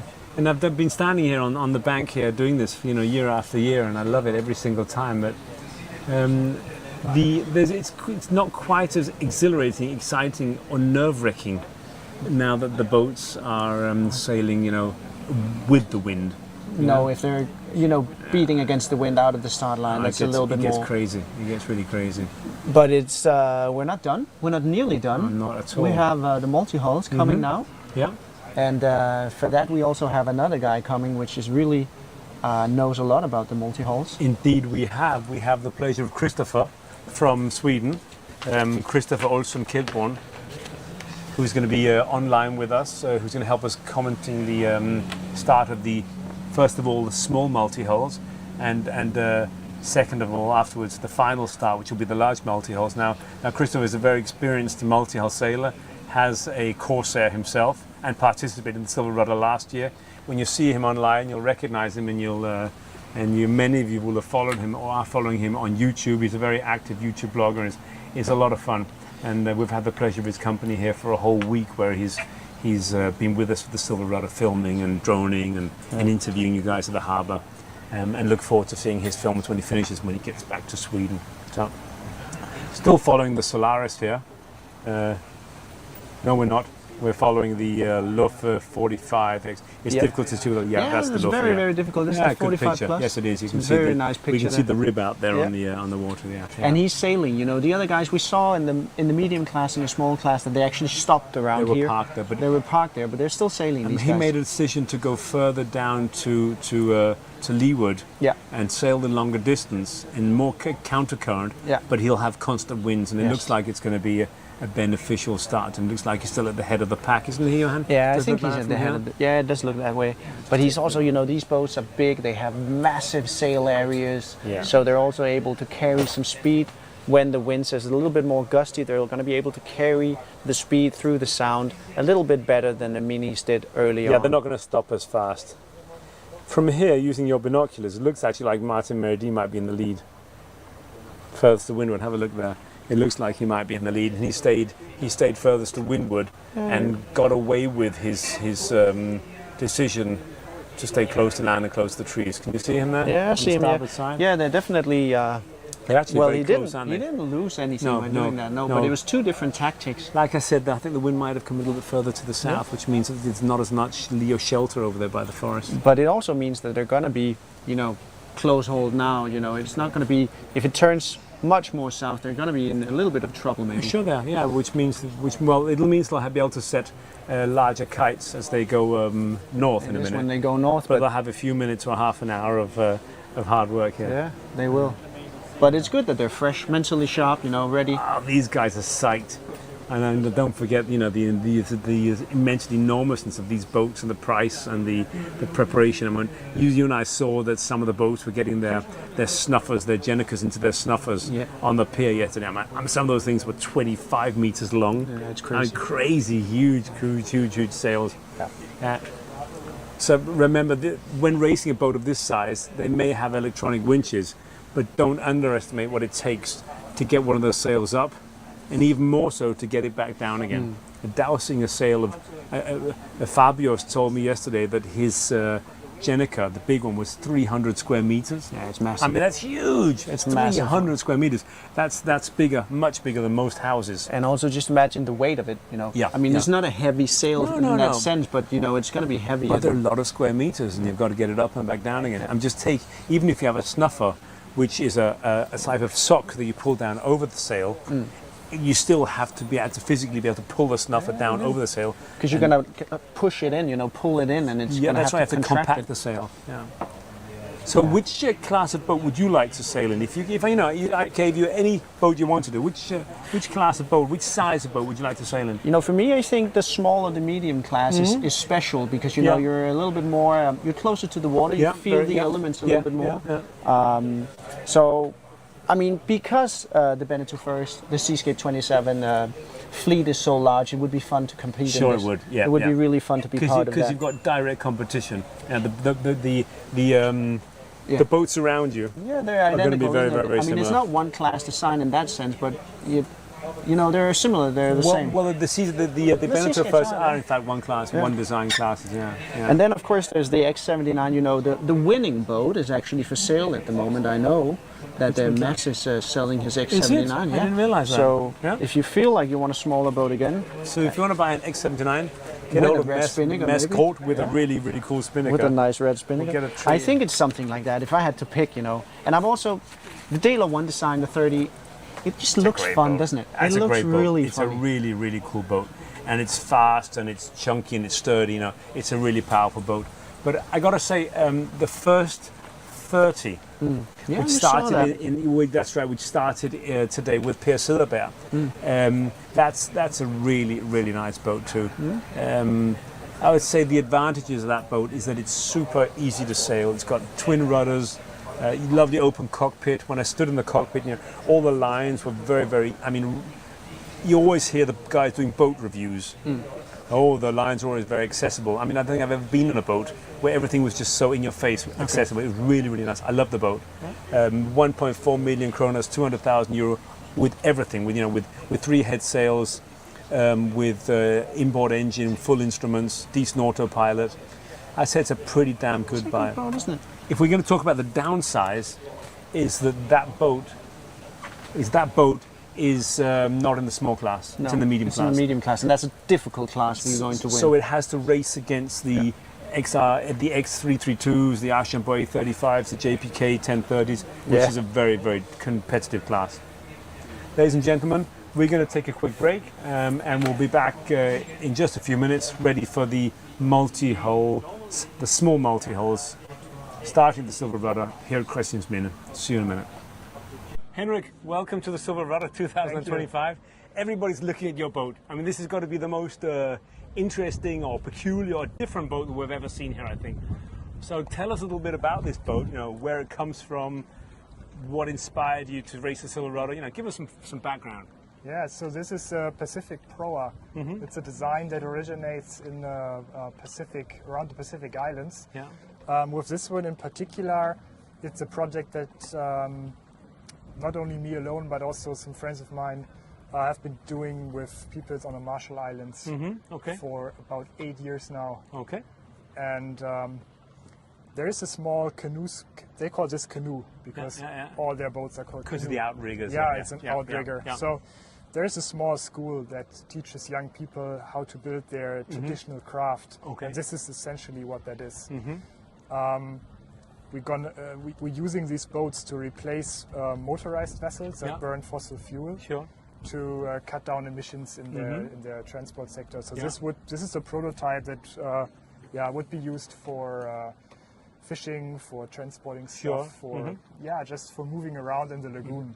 And, but one thing is moving things around in the lagoon or using for fishing. Yeah. This is a Silverrudder, a single-handed race, and you've probably checked out the Silverrudder before you decided to sign up. But how do you feel about competing in this compared to some of the other boats? Oh, I just want to make it in the time. Great. That's my goal. That's the goal. Get the T-shirt. Can I win? No, absolutely never. not. I mean, this is a traditional craft. There's no match. I mean, you can see some screws somewhere, but they're not important. Everything's tied together. Yeah, everything's tied together, and the whole thing, as I said, it's a traditional craft. Yeah. The sail is traditional, and I mean, it's a bit adapted to the Baltic because it's quite different from the tropical South Pacific lagoon. Of course, yeah. But I watched your film on the Proa's website to check out how the boat turned and how it tacked, and that's quite an interesting maneuver, literally moving the foot of the mast from one side end of the boat to the other. Yeah, exactly. So the special thing on this Proa design is that you have no front and back. Instead, you have windward and leeward side. So the hull where we are sitting right now is a small one. It's a short. I mean, it looks bigger because of that, but it's a shorter one. Yeah. It always stays to the windward side. Yeah. And the wind's always facing like this way or this way or this way. As you have more buoyancy in the leeward hull. Yeah. You have to picture it as the most extreme form of a keel yard, where you have a main hull and you have your keel and you have your keel bulb. Sure, I understand. When the yard I understand. This gives you the maximum stability. Yeah. And that comes for a price, and the price is that you have to reverse your direction of travel, which makes a lot of things that you don't immediately realize quite complicated. Oh, I do. I noticed there are two sets of lights. Yeah, for example, starting with the sail, you have to pick it up from that end, bring it to that end. You have to flip the rudders, you have to adjust your lee boards, and so on. That takes about 50 seconds. You don't really want to do that when you're trying to take up the Svendborg zones. But can you do that in relatively confined waters and with boats around you? I can do that. It's not the most convenient situation to be in, to be honest. I'm quite glad that the Multihull group is not that large. The small Multihull is very small, and they're going to be a bit faster than you, so stand off a bit. I will just wait, let them go, and let them race. I don't care about that. No. No, it's not that I really want to go super fast around the island. This is a cool adventure. This is a really cool adventure. So why do you have three? I call them dagger boards. You call them something else. Why do you have three different boards? So I have one of them is a rudder. The black one, that's the second. I have two rudders, one for each end. Then there are two dagger boards or lee boards, whatever you want to call them. Of course, for the different directions. Yeah. Well, they are symmetric. They can be used both at the same time or one. The purpose is that I shift the lateral point of effort. So on almost any point of sail, I can balance it to a neutral helm. Yeah, because I noticed you had 4 or 5 different base points for your mast. Yeah. So this is the main ones are in the front. That's what I use when, it's a default. Then there are these ones on the beam. Yeah. They are used when I reef. That would change the center of effort to the sail to the front, so I need to put it back. Yeah. I also put it there when I go downwind with the gennaker, because then there is a larger gap. You have a gennaker as well? A tiny one. Okay, good for you. Yeah, it's definitely a boost downwind, especially in light wind, because this type of sail, it is the most simple one you can get. It's 2 sticks and a flat piece of cloth. I saw it. I was thinking about how you're going to beat against the wind. Well, it gets a shape by the wind, but when it's light wind, it's hard. Then there's not enough draft. Okay. So you need to be creative. Gennaker helps downwind. Upwind, I would say in very light winds I'm disadvantaged. Also because the aspect ratio is just not there. Sure. Upwind at least, but I'm still tacking through 90 degrees when there's no current. Oh yeah? Yeah. Okay. That's pretty good. I mean, it's crazy waves and maybe less, but same for any other boat. You'll be fine. Take your time. You'll be fine. Henrik, that's about all we have time for. I mean, I'd love to stay and talk to you for another 15 minutes. I guess you have lots of other people to talk to. No, it's just as much the amount of time that people want to listen to us. True. Everything needs to be love fast. your project. I think it's brilliant. I'm really looking forward to posting this because I'm sure this is by far going to be Awesome. the most popular, the most viewed. I'm also looking forward. And if you want to learn more about it, you can check out the website. Yeah, it's check on out the Proa's boat. It's website. written on the boat, proas.is. You can check out YouTube channel. We have Instagram. Brilliant.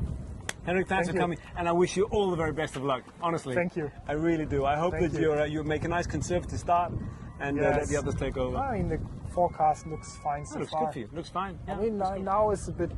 No, it's Sometimes it's going to be quite strong perfect. gusts, but it's going to be gonna perfect, and the calm down. temperature looks good as well. Yeah. Thanks a lot, and enjoy the race. More than anything else, enjoy the fact that you're here. Okay?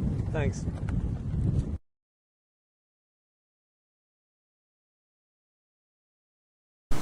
Well, welcome back to the Silverrudder 2025, ladies and gentlemen. Standing next to me is Christopher Olsen Kedborn. Is that correctly pronounced? Kedborn? Keelboats is quick, yeah. Christopher is Swedish. He is a multi-hull expert, has raced the Silverrudder, and has kindly offered to come and help us out with the multi-hull presentation. Thanks for being here. Thanks for being here. Well, thanks very much for coming. Yeah. Christopher, tell us a little bit about the boats that are going to be starting this afternoon. It will be only fast boats, almost, I would say, and some very exciting boats. And I think both Multihull Small and Large, they have a good possibility to go super fast this year. It's windy. What, you mean record-breaking Yeah, fast? almost record-breaking. I talked to Anders Bastiansen in the 24, Diam 24, and he said it could be a record if the wind keeps like this. I heard him saying that he was very optimistic. Yeah. Christopher, I mean, you're really into multi-hulls. I mean, some of you may have seen Christopher before. Yeah. He races a pink and white Corsair.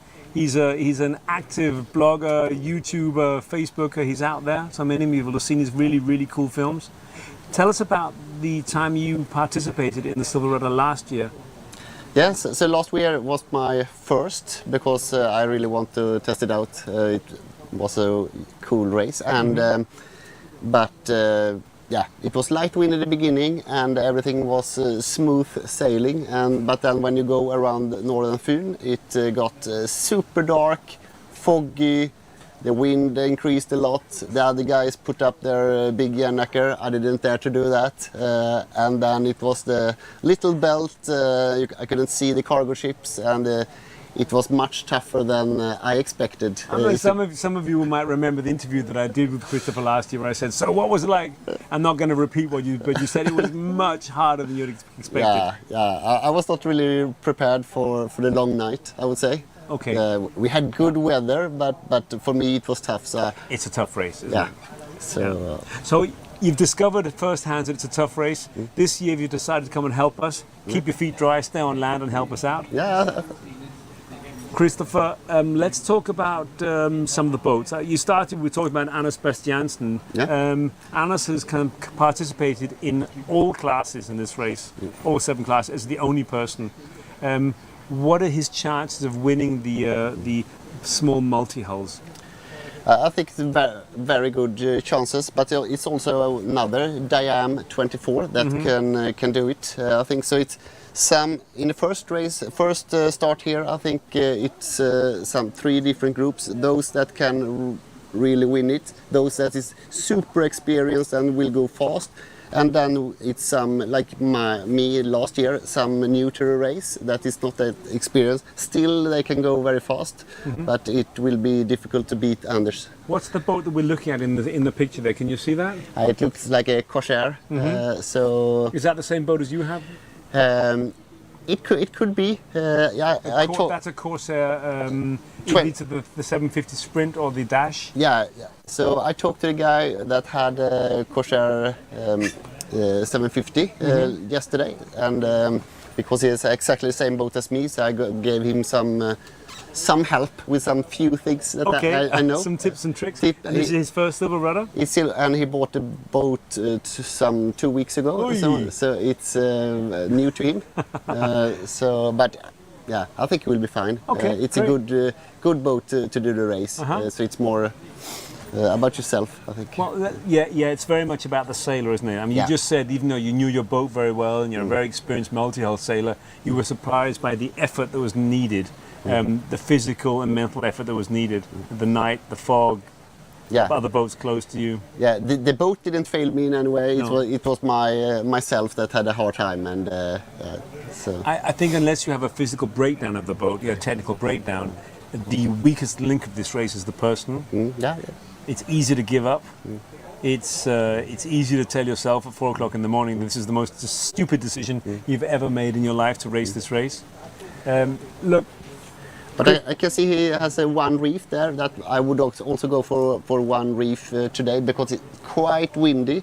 I also talked to Andre Betts in the Farrier 82. He would also go for one reef because even that is go good the first 100 meters here, when you turn around, it's lots of power in the boat, and you can flip it over if you. Well, for those of you who don't know what a trimaran is or don't know much about the stability of a multi-hull boat, that's a boat with several hulls. What are the risks? Why is it so much more critical for a multi-hull to be what we call overpowered than for a monohull? Because the trimaran platform is super stable. I would say you can push it much harder until you cannot, and then this boat can flip over. I would say it's not usually does that, but it can do that. And the monohulls, they just started to tilt more and more and more, and then they come back. And then they'll generally spill the wind, which is causing them to heel over by moving into the wind. You know, they sort of shear up into the wind. And the red Dragonfly 25 Sporter, I think it's Rudiger Schwarz, and he we had a talk yesterday, and he actually have another boat he was sailing, the Seacart 30. That's right, yes. And he capsized that twice this year. So he's given up the Seacart. But he is in a very good mode, very skilled sailor. But the Seacart is difficult to handle yourself, so it's a very wise choice to go for the Dragonfly. The Dragonfly 25 Sport is not a cruiser. It's also it's a very fast cruiser. It's a racing boat. But the Seacart, is that much more powerful than this? Yeah, the Seacart, he said that you had less than a second from it was super stable until it was flipped over. So it was explosively unstable for flipping. And I mean, the Dragonfly is very, very fast and powerful, but you have some second, you can ease your main sheet, you can ease your code zero, and you have the time. It's built to be stable, so you have the time. What makes the boat more stable, do you know? I would say they are a bit more heavy. They're in glass fiber instead of carbon fiber, and if the wind catch the Seacart, that is like a Formula 1 car, it can flip it just by that. Does it have anything to do with the volume of the pontoons as well, perhaps? It has, I think. I'm not like a technical expert of the Seacart in any way, but I know it's on the top end of the most powerful trimaran you can have. All right. Okay. So he's gone for a more conservative choice by taking his lovely Dragonfly 25 Sport this year. But Rudiger Schwarz has been here many times before. Yeah. In this Gecko as well. Yeah. Let's talk about the underdog in this race. When I say the underdog, I mean, can we even call that a Silverrudder classic multi-hull? I'm talking about Henrik Richter Alten in his quite spectacular boat called Proa. It's a yellow boat. Yeah. Yeah, we'll see it in a minute. It's one of the most interesting, I would say, it's not a catamaran, it's not a trimaran, it's a Proa, so it's like a third category that no one knows about. And why does nobody know anything about that? It's very unusual to have those in the race. Well, what is it? I mean, if it's not a catamaran, it's not a trimaran, then what is it? It's he explained it's from the Maldives. Yeah, Maldives, and people were using those kind of boats many hundred and even 1,000 years back in time, and it's not built by screws and bolts, and so it's set together with ropes. It's tied together. Yeah. And you know, the interesting thing about that, you say it's not a catamaran, it's not a trimaran. Again, for ladies and gentlemen, for those of you who don't know all that much about multi-hulls, multi-hull boats always have symmetrical outer hulls. So on a catamaran, which is 2 hulls, the two hulls are always completely symmetrical in their shapes and their volume. A trimaran has a wider hull in the middle and then two symmetrical hulls on the side. But the Proa doesn't, does it? It could be different shapes, and he has one that one hull is bigger than the other, and the mast is on one hull instead of in the middle. Instead of in the middle. Yeah. And in order to turn the boat, he has to move the mast. How does that work? He moved the mast, and also it's no, what to say, stern. It's two stern on it, so you actually switch in direction. So he has two sets of navigational lights. He has to switch on and off and change direction. Yeah, change direction of the boat. That's crazy. And also two rudders and two centerboards. That's right. He can. That's right. Two centerboards that he can extract and adjust the depth in the water. We haven't seen him. He's not come into view yet. He asked me yesterday whether it would be possible to sail under the two-way bridge. Yeah. It isn't, unfortunately, because it's literally only 1.5 meters or 2 meters high, and though his mast is very low, there's no way he can go under that bridge, very low bridge. So we've only got about 10 boats in this small multi-hull. Why do you think that there are fewer multi-hulls than there are mono-hulls? I think it's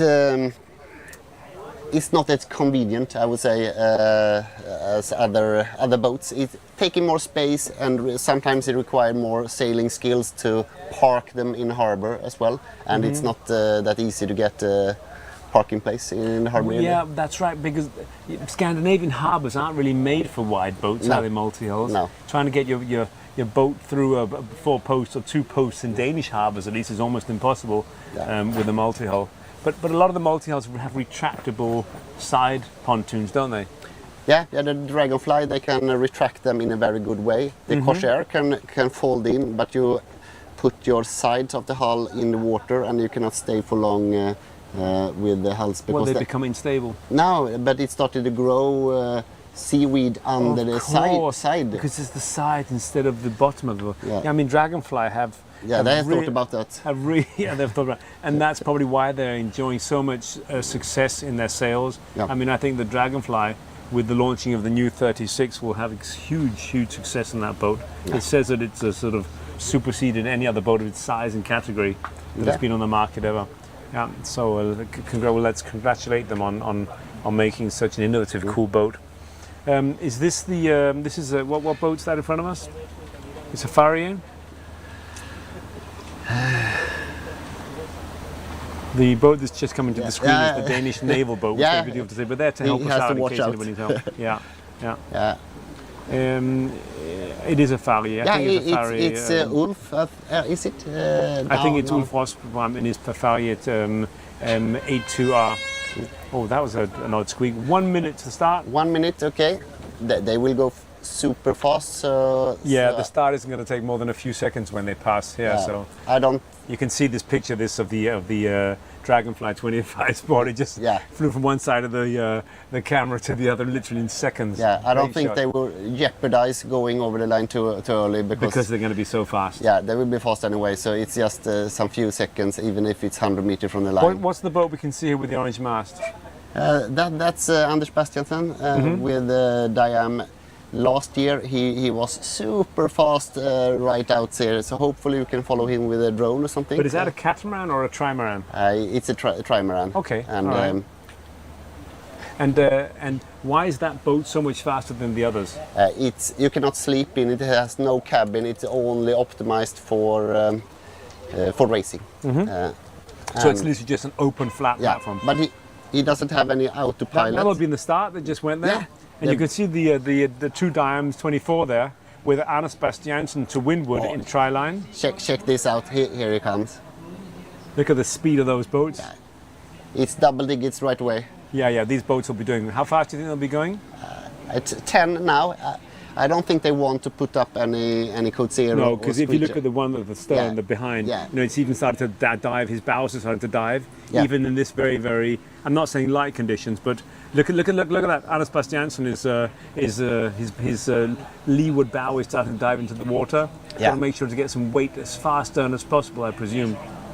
Yeah. So both of them are very skilled sailors. I think they both have several several code sails. Anders had 4, I think I could switch between, but no autopilot because there's no electronics on board. Four codes, but not one single bunk. No. So he's not going to be sleeping all around. No, and if you look at the other boats here, behind us here, by the line there, they look like they're almost standing still. Yeah. And those boats are probably doing 8 or 9 knots, aren't they? Yeah, they will do even better when they is starting to go a bit upwind. And is it Anders' bets? The boats that are in your camera here, in the camera now, they're going really fast, aren't they? But not compared to the Diam 24s. No, they can go faster, but they know they will turn in 100 meters, and then they don't want to have too much sail when you're alone here. So they're doing it right, I would say. They will be competitive in some few minutes when they're outside Svenborgsund anyway. So they're avoiding putting up Jenicas and code zeros because of the risk of capsizing, or because of the energy conservation? Capsize, because it will come easy and fast. Look at the picture here, look, with the 2 Diam 24s, and they're as they just switch back, but neck and neck, really, really close, as you see as they leave the Svenborg Sound. And these boats have what we call flat top or square top sails. What's the benefit of that? The sail area get much larger without a high mast, and without a high mast you can keep the weight down, so you still have a light mast, but a lot of sailing, and you don't need a backstay because you have so wide boats, so you can have 2 stay on each side. Okay, so these boats don't have backstays or running backstays at all to keep the mast in position? It will be there, and you will almost also have sheeting a lot, so it feels like you're going upwind most of the time. So why? Because of the relative wind speed, the apparent wind speed? Yeah, the relative wind speed, and so it's a lot of upwind, I would say, even if you go with beam reach or broad reach, it feels like you're going upwind. Because the sails are always close to the center line of the boat. Yeah. Interesting. I have a friend that says that his wife forced him to sell their trimaran because she was always cold, because the boat was just always going so fast. Yeah. Which is a bad excuse, because they ended up just buying a bigger trimaran with a nice, comfortable saloon down below made by Dragonfly. Yeah, my wife told me we were going upwind the whole vacation, she said. But no, we were not. It was the wind. It just felt like that. It was the wind's fault. It was the wind. We did some downwind as well. So we've got 7 small multi-hulls that have started. I'm just going to move away from the camera a second to see if I can see the Proasis. Yeah, I'm looking for him as well. There's one more multi-hull coming down through the Sound, but I can't see the Proasis just yet. He's probably not that much of a hurry. Hopefully he will sail. Yeah, but I guess he can start within the 30 minutes, and it's no worry. He can start whenever he likes. Yeah, that's right. We just want him to complete. He said, his only real ambition was just to get on the starting line and cruise around and complete the race. And just for the viewers, to tack those trimarans out here, it takes maybe 10 seconds for those skilled sailors, and for the Proas, he said, if I do everything right, it took 50 seconds up to a minute. So almost a minute to just turn the direction of the boat. So he has a difficult boat to sail. So it's a real disadvantage, isn't it, Christopher? Yeah, but he said also I can do double digits if I get the right direction, continue with that, and I think you don't... Really? Yeah. What Christopher just said is it can do double digits, and just for those of you who don't understand what that means, it means that the boat can do more than 10 knots, which is really fast. Yeah. I mean, most monohull boats have never done anywhere near to a double here hull. I come. Here I can see him now. So he actually has a very powerful sail. It's not reefable, but no, he's doing pretty fast. Going pretty fast. A lot of sail area. And I can see now that you can compare with is it the Corsair? Yes, behind him. The Corsair is going a knot and a half, 2 knots faster, but I mean, I expected the Proasis to be doing 2 knots, but he's not, is he? How fast do you think he's going? I think he will be doing maybe 7 knots there. Yeah. It's not going slow, I can say. Not at all, and you can tell by I can't say the mainsail, his sail, that it's well powered up, isn't it? Yeah. So look at the depth and the volume in that sail. Yeah. So how does fantastic. It does look really good, doesn't it? I've never seen anything like this before. So hey, amazing! That must be quite fun for you to be being a multi-hull aficionado. To see a boat of that caliber and type racing here. He's going really fast. Look at that. Yeah, Who see he leaving the Corsair in the dust there. Okay, it will be a different story when they start to go upwind, I think. But now with this downwind, it's. But look at that. He just uses the sail as a scoop. It's basically just a scoop. I would be scared as hell if I was sitting in a boat because I don't understand how it works. But no, but he does. He builds it himself. I mean, did you see the fact that he had built a model of the boat in cardboard boxes, home in his living room? Yeah, that's a good first step. Really? So you know exactly what you're getting once you start getting out the carbon fiber sheets. I mean, even though it's based on a traditional Maldives model, it is in fact built in carbon fiber. Yeah. So it's very light. Yeah. And I'm not saying he's gone out of his way to save weight because he's got really chunky, heavy beams and it's a solid built boat. But it is not made of balsa wood like Thor Heyerdahl's boat. Yeah. So like you said, he's keeping up with the Corsairs and the other Maltese. If you finish the Silverrudder, that's astonishing, I will say, for that, because you're supposed to go from island to island, and it's supposed to take days. In one direction. In one direction, and you wait for the wind to go. And you can go fishing along the way. Yeah. He said it was used as a transport boat, it was a fishing boat. It can load a lot of fish and coconuts, he said. So.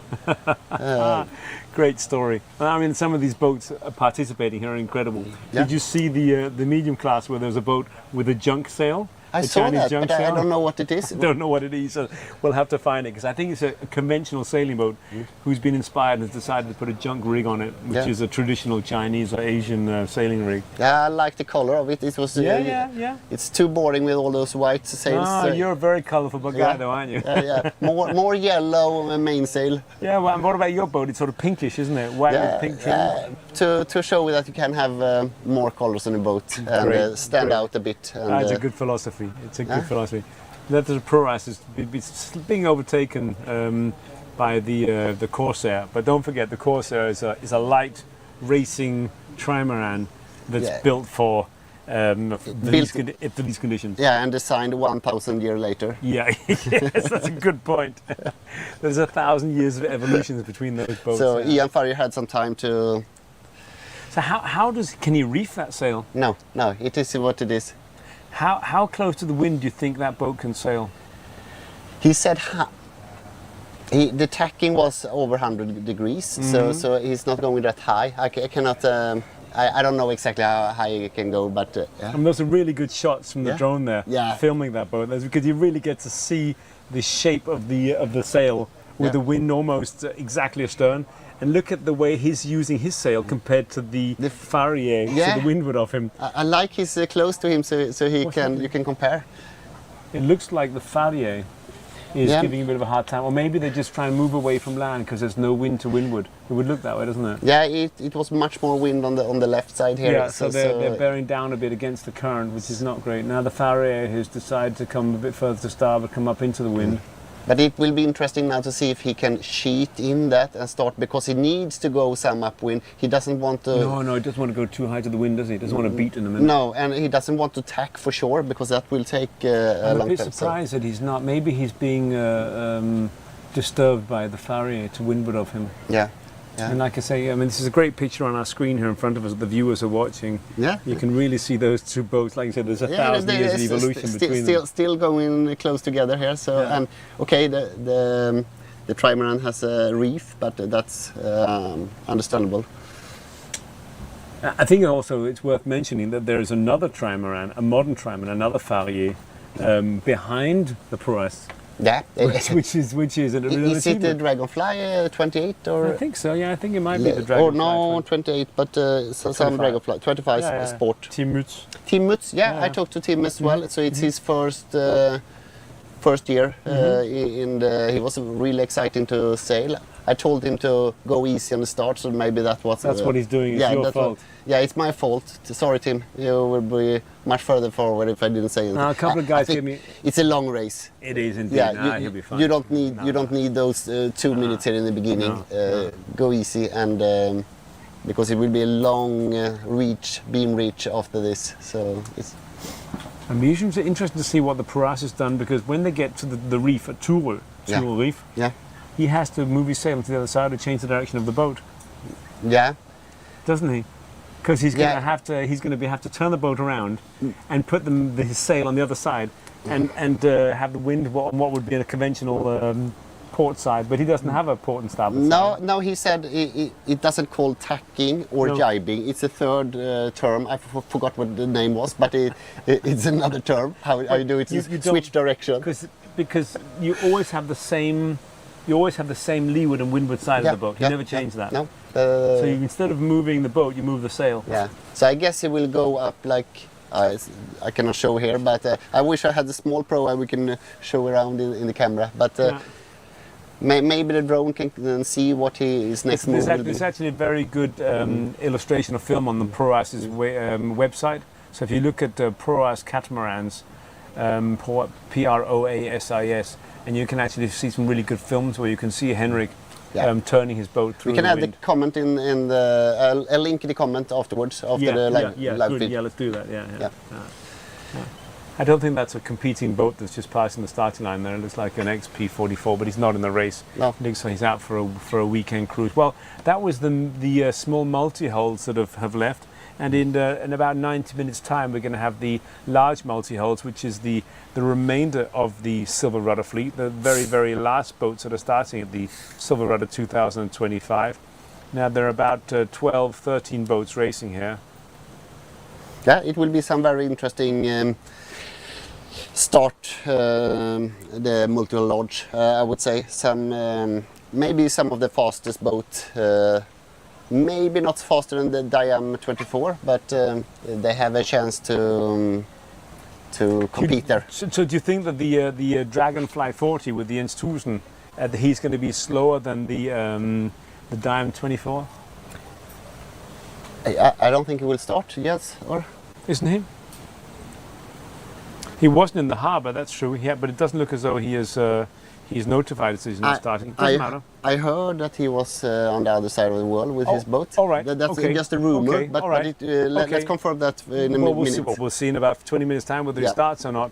But you reckon that the Diam 24 is going to be the fastest boat on the course this year? I think that, or one of the Corsair 31, that Lars Kempe or Johannes Kruger, those can be up there and beat. And Lars Kempe is a very, very experienced sailor. He's done a lot of miles. He did around Denmark and won first boat to cross the finishing line. He raced with his son, and he's done the Vig this year. He's done a lot of miles this year as well. Yeah. So we'll look forward to seeing that in just a minute. So we'll be back before long, where we'll enjoy the start of the large multi-hulls as our very, very last start today. And when we resume in about 10 minutes' time, we'll look at the course, we'll look at the expected wind direction and currents, and see how the boats are progressing. We'll see you then.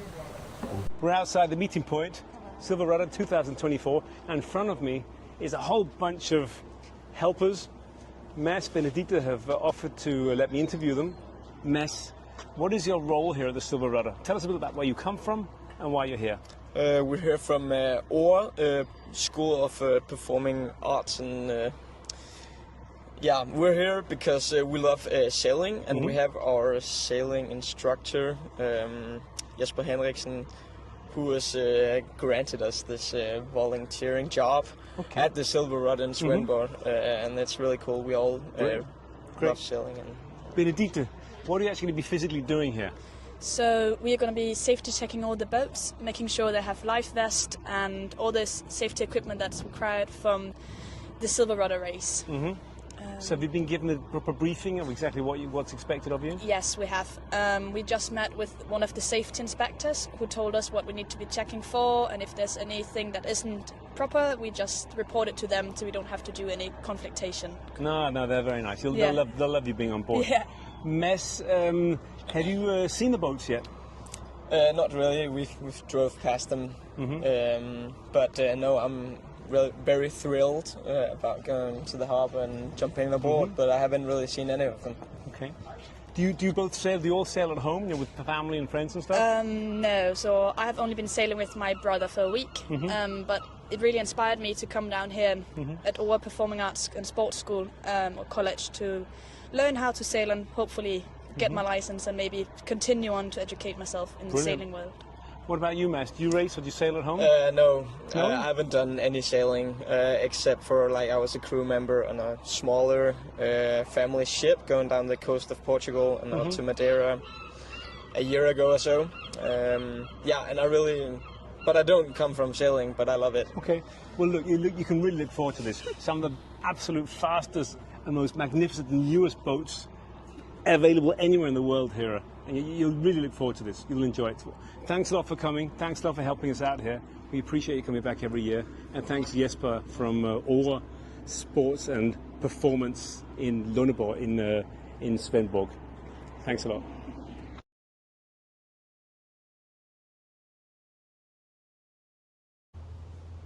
Hi Malte. Hello. Welcome to Svendborg. Thank you. Great to have you here. Thank you. Malte, tell us a little about yourself. How old are you? Where are you from? Yeah, my name is Malte. I'm 20 years old and I'm coming from Kalundborg. And tell us a little about this boat. I mean, this is quite a boat for a 2022. What kind of boat is it? It's my dad's boat and it's a J11. And we bought it in 2022, I think. And then, I sails much of regattas and something. So, that's nice. Malte, I mean, why are you here? What motivated you to do the Silverrudder? I think it's a pretty nice race. Big challenge for me, but it could be really nice to complete it. You say it's a pretty nice race. We'll see if you think it's a pretty nice race on Saturday morning when you come back, on Saturday midday. Yeah. Malte, you've got a whole arsenal of sails down there. I think I can count about 5 or 6 head sails and kites. How do you plan to use them? I don't know. I'll chill and do some right decisions, and then I will use the right sail for the decisions. Do you have polar diagrams and stuff? Do you know the angles of the sails? Yeah. That might be useful. Yeah, I think. Yeah. But, have you had an opportunity to talk to any other sailors that have sailed this race before? You know, giving you some tips and tricks? Yeah, I've talked with Martin. He's also come from Kalundborg. And then, I've sailed Fyn a bit times, so I think it's going to be good. Can you imagine your parents are going to be watching you throughout the night? Yes. How about a girlfriend? Do you have a girlfriend that's going to be checking you out? Yeah. Okay, well, you've got a lot to live up to. Yeah. Malte, thanks for letting us talk to you. Best of luck with your first Silverrudder. It's going to be great. Thank you. It's going to be great.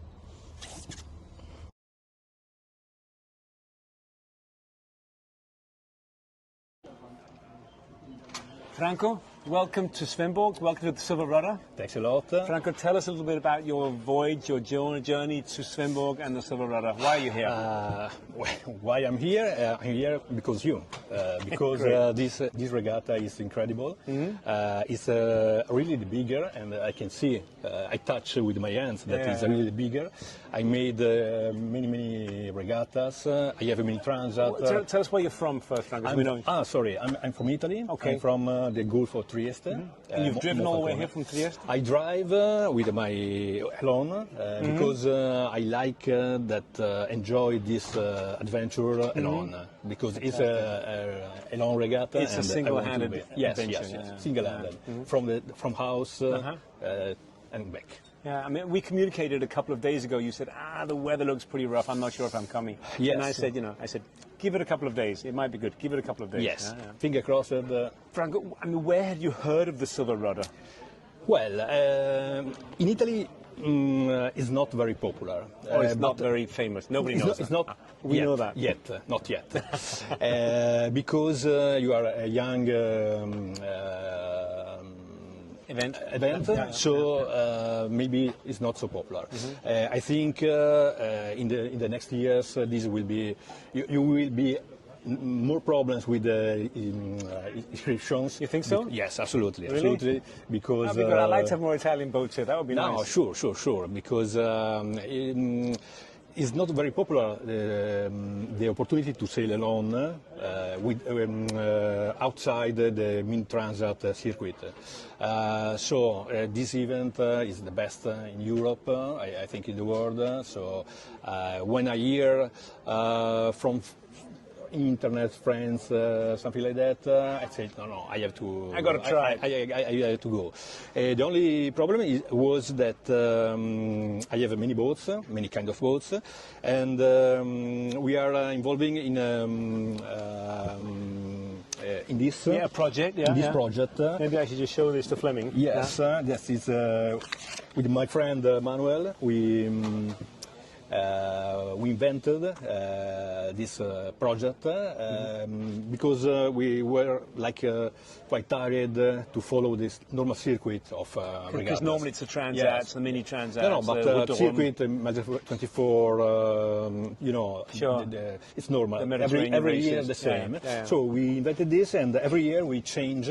We choose 3 steps. 3 races. Three races, and every year we change. So this year was the round Texel? This year was the title was 3-2-1. So 1 regatta in 3 people, 1 in 2, and 1 in 1. Okay, so you got the one alone. That's Lucky why. you. Before the first year, we sailed the 3 regattas more popular in the world. Yeah. So Bol d'Or in Switzerland, around the island in England, and Barcolana, of course, in Trieste. Sure. The year later, we change boat. We take the Tival boat that are inflatable, so you can carry on the plane. So you had an inflatable boat. Inflatable boat, but really short, technical, proper racing boat. all carbon and really performing. And but with that system, you have the world mobility. Yes, you're really mobile. So we choose the lakes, the most popular, the most higher, and the lower. Okay. So we went to, for us, the most popular was Loch Ness. Yeah. So we go So there. you did a Loch Ness race. Yes. Very fast because we were afraid of the monster. From the monster. And then the higher is Lake Titicaca in Bolivia. Titicaca. And it so was, you went to Titicaca in Bolivia to race? Of course. Incredible. Just with 2 boats was for the first time 4,000 amazing. meters. 4 meters high. Yes. Well, That's a amateur race. You've decided to come here in this UFO 28. Isn't that what it is? Yeah. The boat? Yes. This is the UFO 28. Is not maybe the perfect boat for this for Baltic Sea. It's a light boat. It's very light.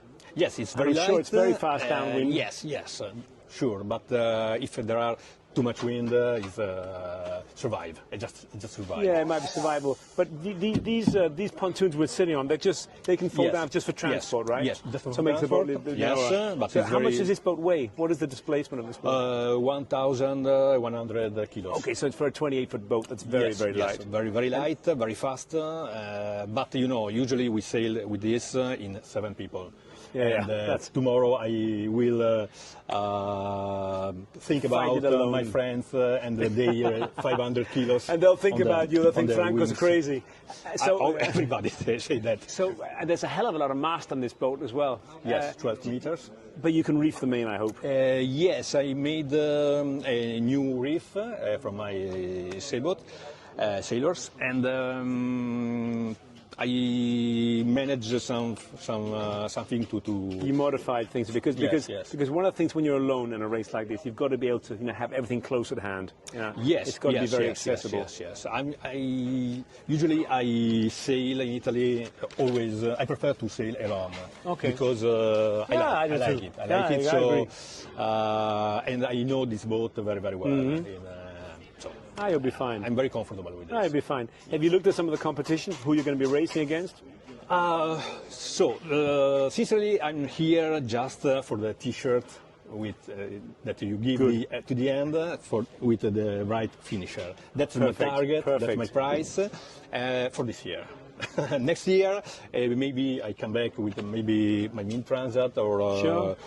You know what? Some boats that live this carver, very light, very fast. They have sand ballast.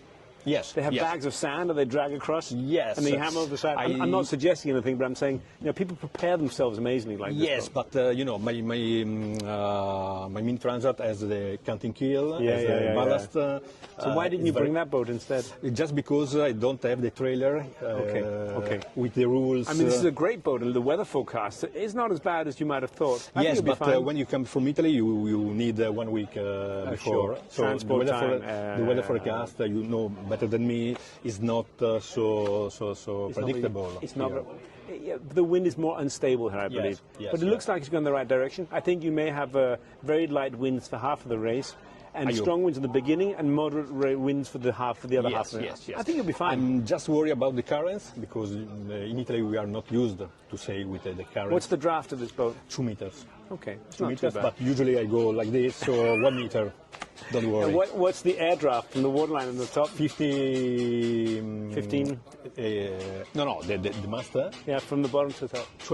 12. You're fine. You can go under the western bridge. Yeah, for the bridge. Yes, yes, fine. We don't have a bridge in Italy. Yes, No, I know you don't have a bridge. Another, I'll talk to you about the currents afterwards, okay? Franco, it's been great talking to you. I wish you all the best of luck for this race. Absolutely. I want to see you with a finisher T-shirt on Sunday. Absolutely, I'm coming just for that. That's from great. Italy, so that's great. I want it. And you go back to your sailing club and say, I did it. I did the Silverrudder. Yeah. And bring your friends next year. Absolutely. Thanks.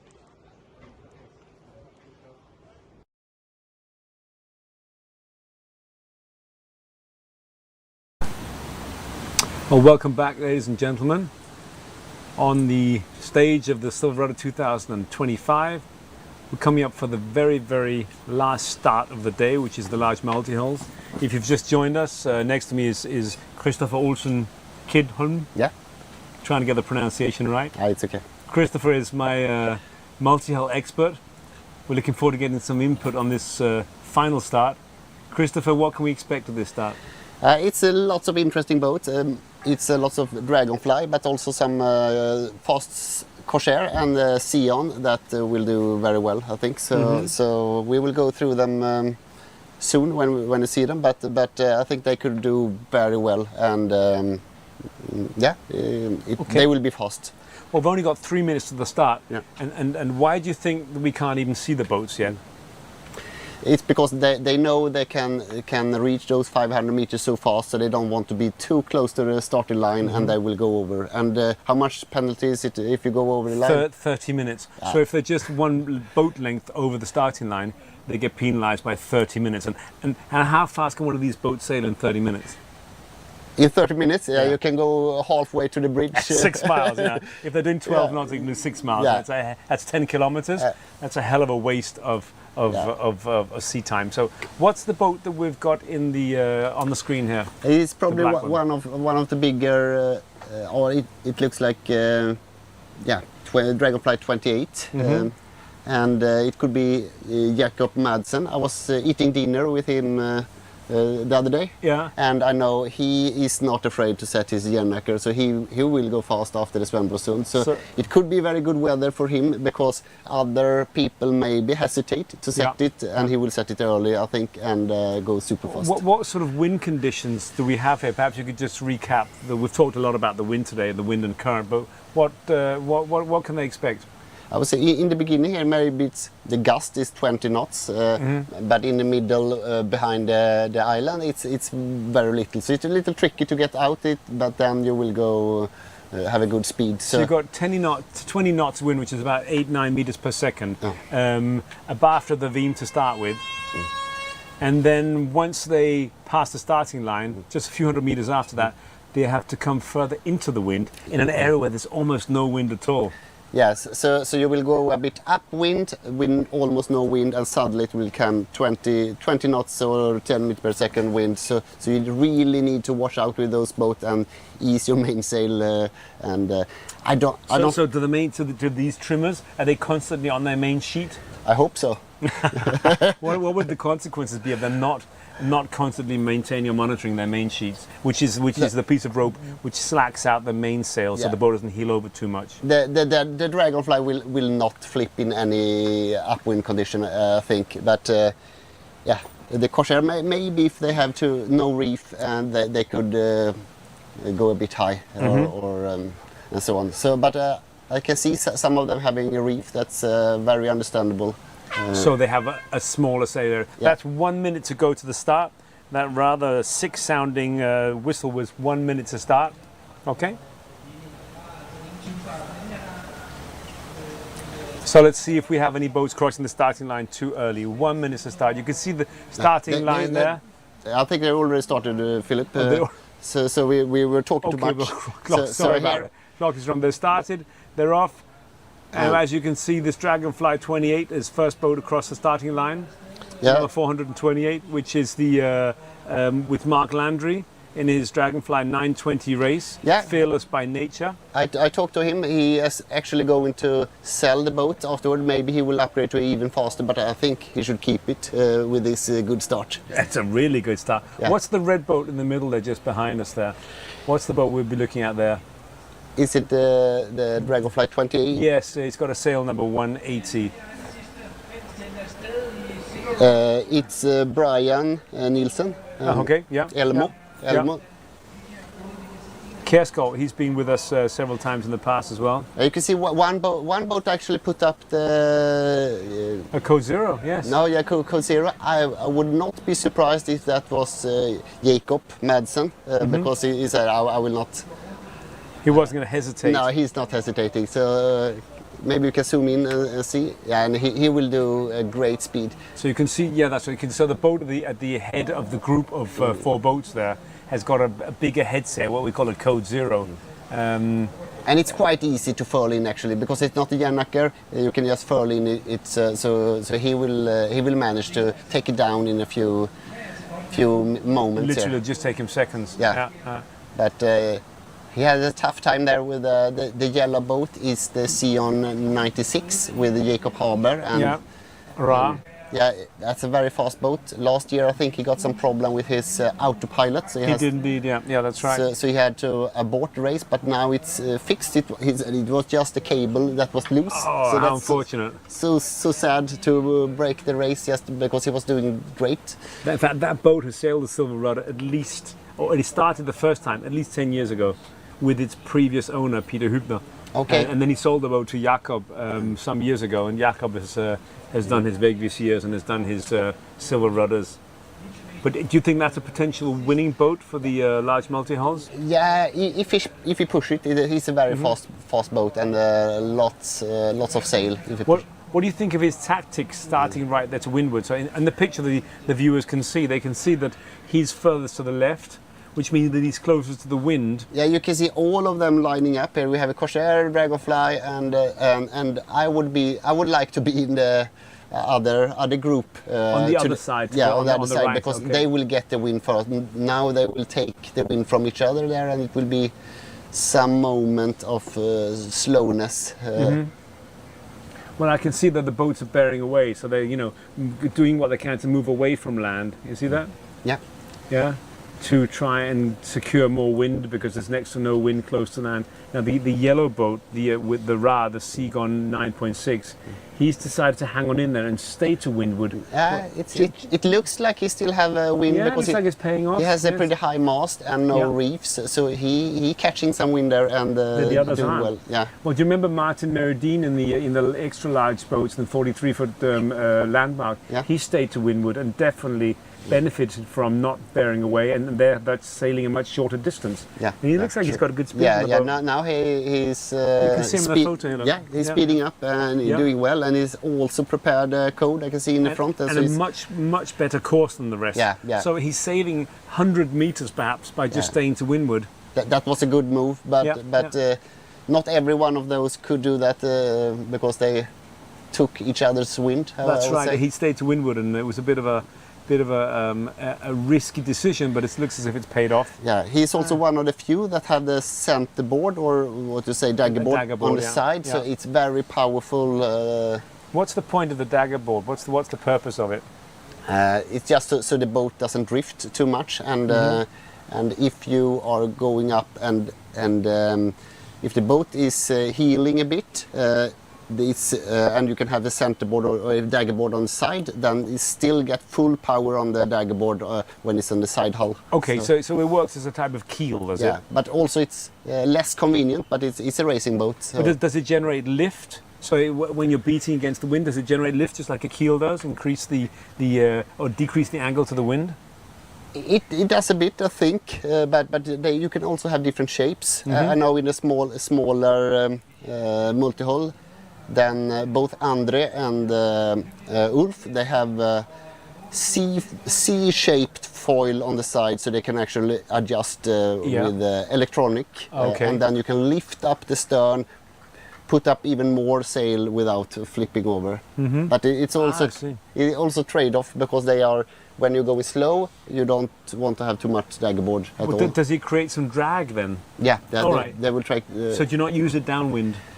You use it downwind because then you lift up the front. But if you're going slow, Yes. then you don't want to have so much. He said to me. So, of course not. Okay. So- All right. Yeah. I've actually sailed that boat. Oh, you have? Yeah, I have Okay. a couple of times here. Okay. Was it nice? Yeah, it's a great boat, really fast. And when it comes, when you get just a little bit of wind, even in 10 knots, it just goes like a rocket. But I found the dagger boards cumbersome, which means hard work to lift. Yeah. You really, really have to make sure that you lift the dagger boards in the tack, in the turn, because otherwise there's water resistance against them, and they become extremely heavy if you're not very strong like me. And that's difficult when you're solo, because only one guy needs to handle the jib, main, steer, and daggerboard. I believe they leave it down. Yeah. But So- it actually looks like the other boats have benefited Yeah, from. It looks like he's behind now. The boats did get more wind. He's losing it now. Yeah, he definitely is. So the Dragonfly is coming fast. Very fast. He's going a higher angle to the wind. Close to tack. I said they're close to beating, aren't they? And they look like they're going very close to the wind. And not all the boats have even passed the starting line yet, or they've just passed the starting line. There's one Dragonfly 35, helmed by Michael Albin Larsen. It's a lovely boat, the Dragonfly 35 Ultimate. That is in fact the Corning family's own boat. Okay. I think it's the biggest multi-hull. It is indeed, and they love the boat. They say it's the best boat they've ever had. And obviously, having been the family, the ship owner, the boat owner's own boat, then it's obviously going to be very well spec'd. All kinds of kit and gear on it. Well, that was the large multi-hulls just leaving the sound, Svendborg Sound. Christopher, if you have to try and guess, a qualified guess, of which of the large multi-hulls is going to win this race? I think I think it's Corsair large camper. Corsair F31 is my. I will bet on him. I agree. Yeah. I reckon Lars Kemp, he's a killer. Yeah. And he's done this before. Yeah. Very experienced, very, very experienced multi-hull sailor. A real tough cookie. He will have a tough time to keep up with Diam 24. Yeah, but they're fortunately they're in a different league. But you're right, he won't be able to get anywhere near them. If it's a very little bit wind in the little belt, he will catch up. But if the wind stay like this, why is that? I would have thought that the Diam 24 being so very, very light, they can sail in all slight. They are not that light, because if it's super light wind, they have all three hulls in the water that they am, and they not even going high. They so going there's too much water resistance. Too much water, and they need a speed to. Interesting, really interesting. Well, ladies and gentlemen, I'd just like to sort of recap the status of the boats as they proceed up along the coast of Fyn's east side. Now, the first boats have already passed under the Great Belt Bridge, so they're going really, really fast. In first place, in the minis, that's the boat below 25 feet, is Henrik Decker in his Vector 6.5. The boat is called Playgirl 2. In the second place is Gregory Juhas in his Fla 28. You might remember Gregory last few years has had boats with foils. This year, just like last year, he's racing the Fla 24, which is 1.3 miles behind. So Playgirl with Henrik Decker's well ahead. In third place is Ian Patterson in his Viper 640 Sid. And in fourth place is Thomas Brossoda in his Melgis 24, followed by a Beneteau First 24 with Jacques Nessler. And I've just moved on to the small boats. I'll just switch page a second here. Looking at the small boats, again, those first boats have passed below the bridge as well, so there must be plenty of wind up there. And remember, the small boats also have the Beneteau First 27 Eurosaf National European Championships. And in fact, the leading boat is Peter Ekman in his Seascape 27. So congratulations to Peter. He's won the European Championship before, but don't count your chickens until the eggs have hatched, because Patrick Heinrich, he's not going to give up in his S850 Jinx. He's right behind him, followed by Cor Gibson Masson, also in a Beneteau First 27 SE. Just right behind you, 0.2 miles behind. followed by Power Play, Bjarne Lorentzen, and Adela 31 design. And fifth place is The Beach with Jan B. Hansen in his Aliolus 30. And then after that, you've got Janne Magnusson again in a Beneteau First Seascape 27. And then Max Gurgel in 7th place, also in a Dale of 31 design. So it's very much the same boats in the lead. It's the Beneteau First Seascape 27s, the ESSA 850, another 27, then a Dale of 30. Exciting race. It's be interesting to see who ends up winning the European Championships. Moving on to the medium class boats. Now they're the boats from 30 to 35 feet. Again, really exciting. We've got Thomas Odzioba. I found that really difficult to pronounce. Great guy, great boat. He built the boat himself. He said he got a sore back from sitting in the cockpit last year at the Silverrudder. So he reconstructed the boat, tore out the whole cockpit, and put in back rests in the boat. His black Caravelle is in first place, followed by Hasse Hofmeister in Whiteout, which is the Aquilaria 950. I did an interview of him a couple of days ago. Great boat, really fast, great sailor. He's been right there at the top of the podium as well, in the top 3 positions, in fact. And as we speak, Alice Johansson has just overtaken him in Beluga, his JPK 1030, but they're very, very, very close. Thomas is well in advance, well ahead, but the others are very, very close to each other. And in 4th place, you've got Havoc with Yvonne Thuren in his HOD 35, that's a 1 design. And then you've got Matthias Franken in his JPK 1010.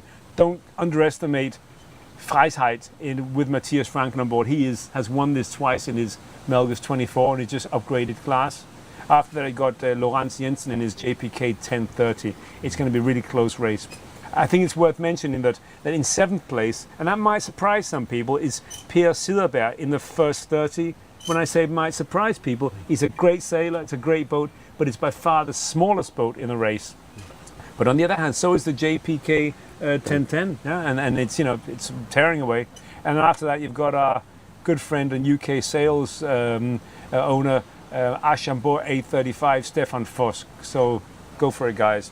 Moving on to the large boats. Not many surprises there either. It's the usual suspects. You've got our good friend Wolfram Heibeck in his Black Maggie, the Open 40. And then after you've got Klaus Rønn Madsen in Frostboxen, which is a one-off boat built here in Faaborg by Jakob Frost, close behind. And after you've got Jens Ernst in his JPK 1080. Again, no surprises there. Very, very, very good sailors, all 3 of them. After you've got Jens Dwinger in his Sunfast 36 in 4th place. Then you've got a really, really surprising 5th position holder. This is young, I'm just going to find young Malte Lorin Rasmussen, who has borrowed this boat from his dad. He's 20 years old in his J111. Good for you, well done, son. After that, you've got Cantaloupe 40, Dr. Sebastian Roppel in his Class 40, his big open class boat. And then Stefan Knappe in Knapphorn, again, he's been with us for years in 7th place. Really, really exciting. Now, those positions can change from 1 minute to the next. Let's look at the extra large. That's an exciting race because anybody could be up there. You might have the new Lofer 45 or you might have the Landmark. Let's see what we've got. Looking at that, you've got, as it stands, as we speak, there's literally only meters, literally meters between those 3 boats. You've got, in fact, Henrik Lüftgaard in the Lofer 45. Remember, he just got the boat delivered a couple of weeks ago in that beautiful carbon Lofer 45. And as we speak, the Landmark 43 with Martin Meredin has just taken over. Yeah. But we're talking meters here. Yeah. And there is always a slight retard or delay of the update time. In 3rd place, you've got Richard Roth in his XP 44. And then after that, you've got Fabius in his fabulous Solaris 50, Faju, very close behind. And then after that, Jan Reiners in the beautiful dark green Lofer 48 Phoenix. So, and then after that, in 6th place, we've got the Dela 44 Lyra, the lovely dark blue boat. Moving on to the multi-hulls, we'll look at the small ones first. Yeah, I can see that Anders Bastiansen is in a clear lead, very, very far away from the other one, and also the second Diam with Morten is doing amazing well. And You can see the Proa is still before the Dragonfly 20. He's still ahead of the Dragonfly 20, what, 25? That's not bad at all. I wish I was out there and could check this jibe that they're doing, so everyone will make a jibe in a few minutes to going up to the bridge. That would have been nice to see, wouldn't it? Really nice. Yeah. I will try to go to the northern part of Fyn and catch some videos of the boats if I'm fast enough with my car. Yeah. So don't get a speeding fine. Yeah. Would you like to do the large multi-hulls for us as well? Yeah, Corsair, Lars Kempe in the lead already, and then Brian Nielsen in Dragonfly 28, and you have Jakob Haber in Sion that did a good start in the beginning there. So isn't that pretty much what you'd expected with Lars Kempf in the lead, Brian Kjærsgaard Nielsen rather? I mean, he's done this sometimes now. Yeah, it's no surprises so far, but it's also very short distance they've sailed. So we'll see in an hour what's happening. Well, ladies and gentlemen, we're coming to the end of our live streaming at the Silverrudder 2025. It's been amazing having you here. We've got to go and get a cup of coffee, catch our breath. We'll be producing films throughout the afternoon and the night. We'll give you updates on our trackers. From now on, the boats are being monitored 24 hours a day by our crew of volunteers at the safety meeting. And they'll also help us updating with any news that might arise of boats that have left the race. Stick with us. We'll do our best. It is difficult. This is a boat race, so the boat's on the water. It's difficult for us to keep up, but stick with us. We'll do our best to keep you posted and updated. Use track actively so you can see where the boats are located. Thanks very much to you, Christopher, for coming to Svendborg and standing here with me today, helping me out. Thanks for being here. Thanks for saying that, because you've been here with us for several days. You know the work that goes into this. Yeah, it's a lot of work, small detail to make it right. Yeah, and even though we're amateurs and we just do this on a voluntary basis, we do take it seriously and want it to be a success. So thank you for bearing with us. Thank you for enduring our silly mistakes. We'll do even better next year, we promise. So thanks a lot. And hey, and thanks to Flemming, my very, very loyal producer, cameraman, technical genius, for always being there by my side. He never gets any of the attention that I get, and he definitely deserves it. Absolutely. He's a good guy. He's blushing over the back there. So thanks a lot.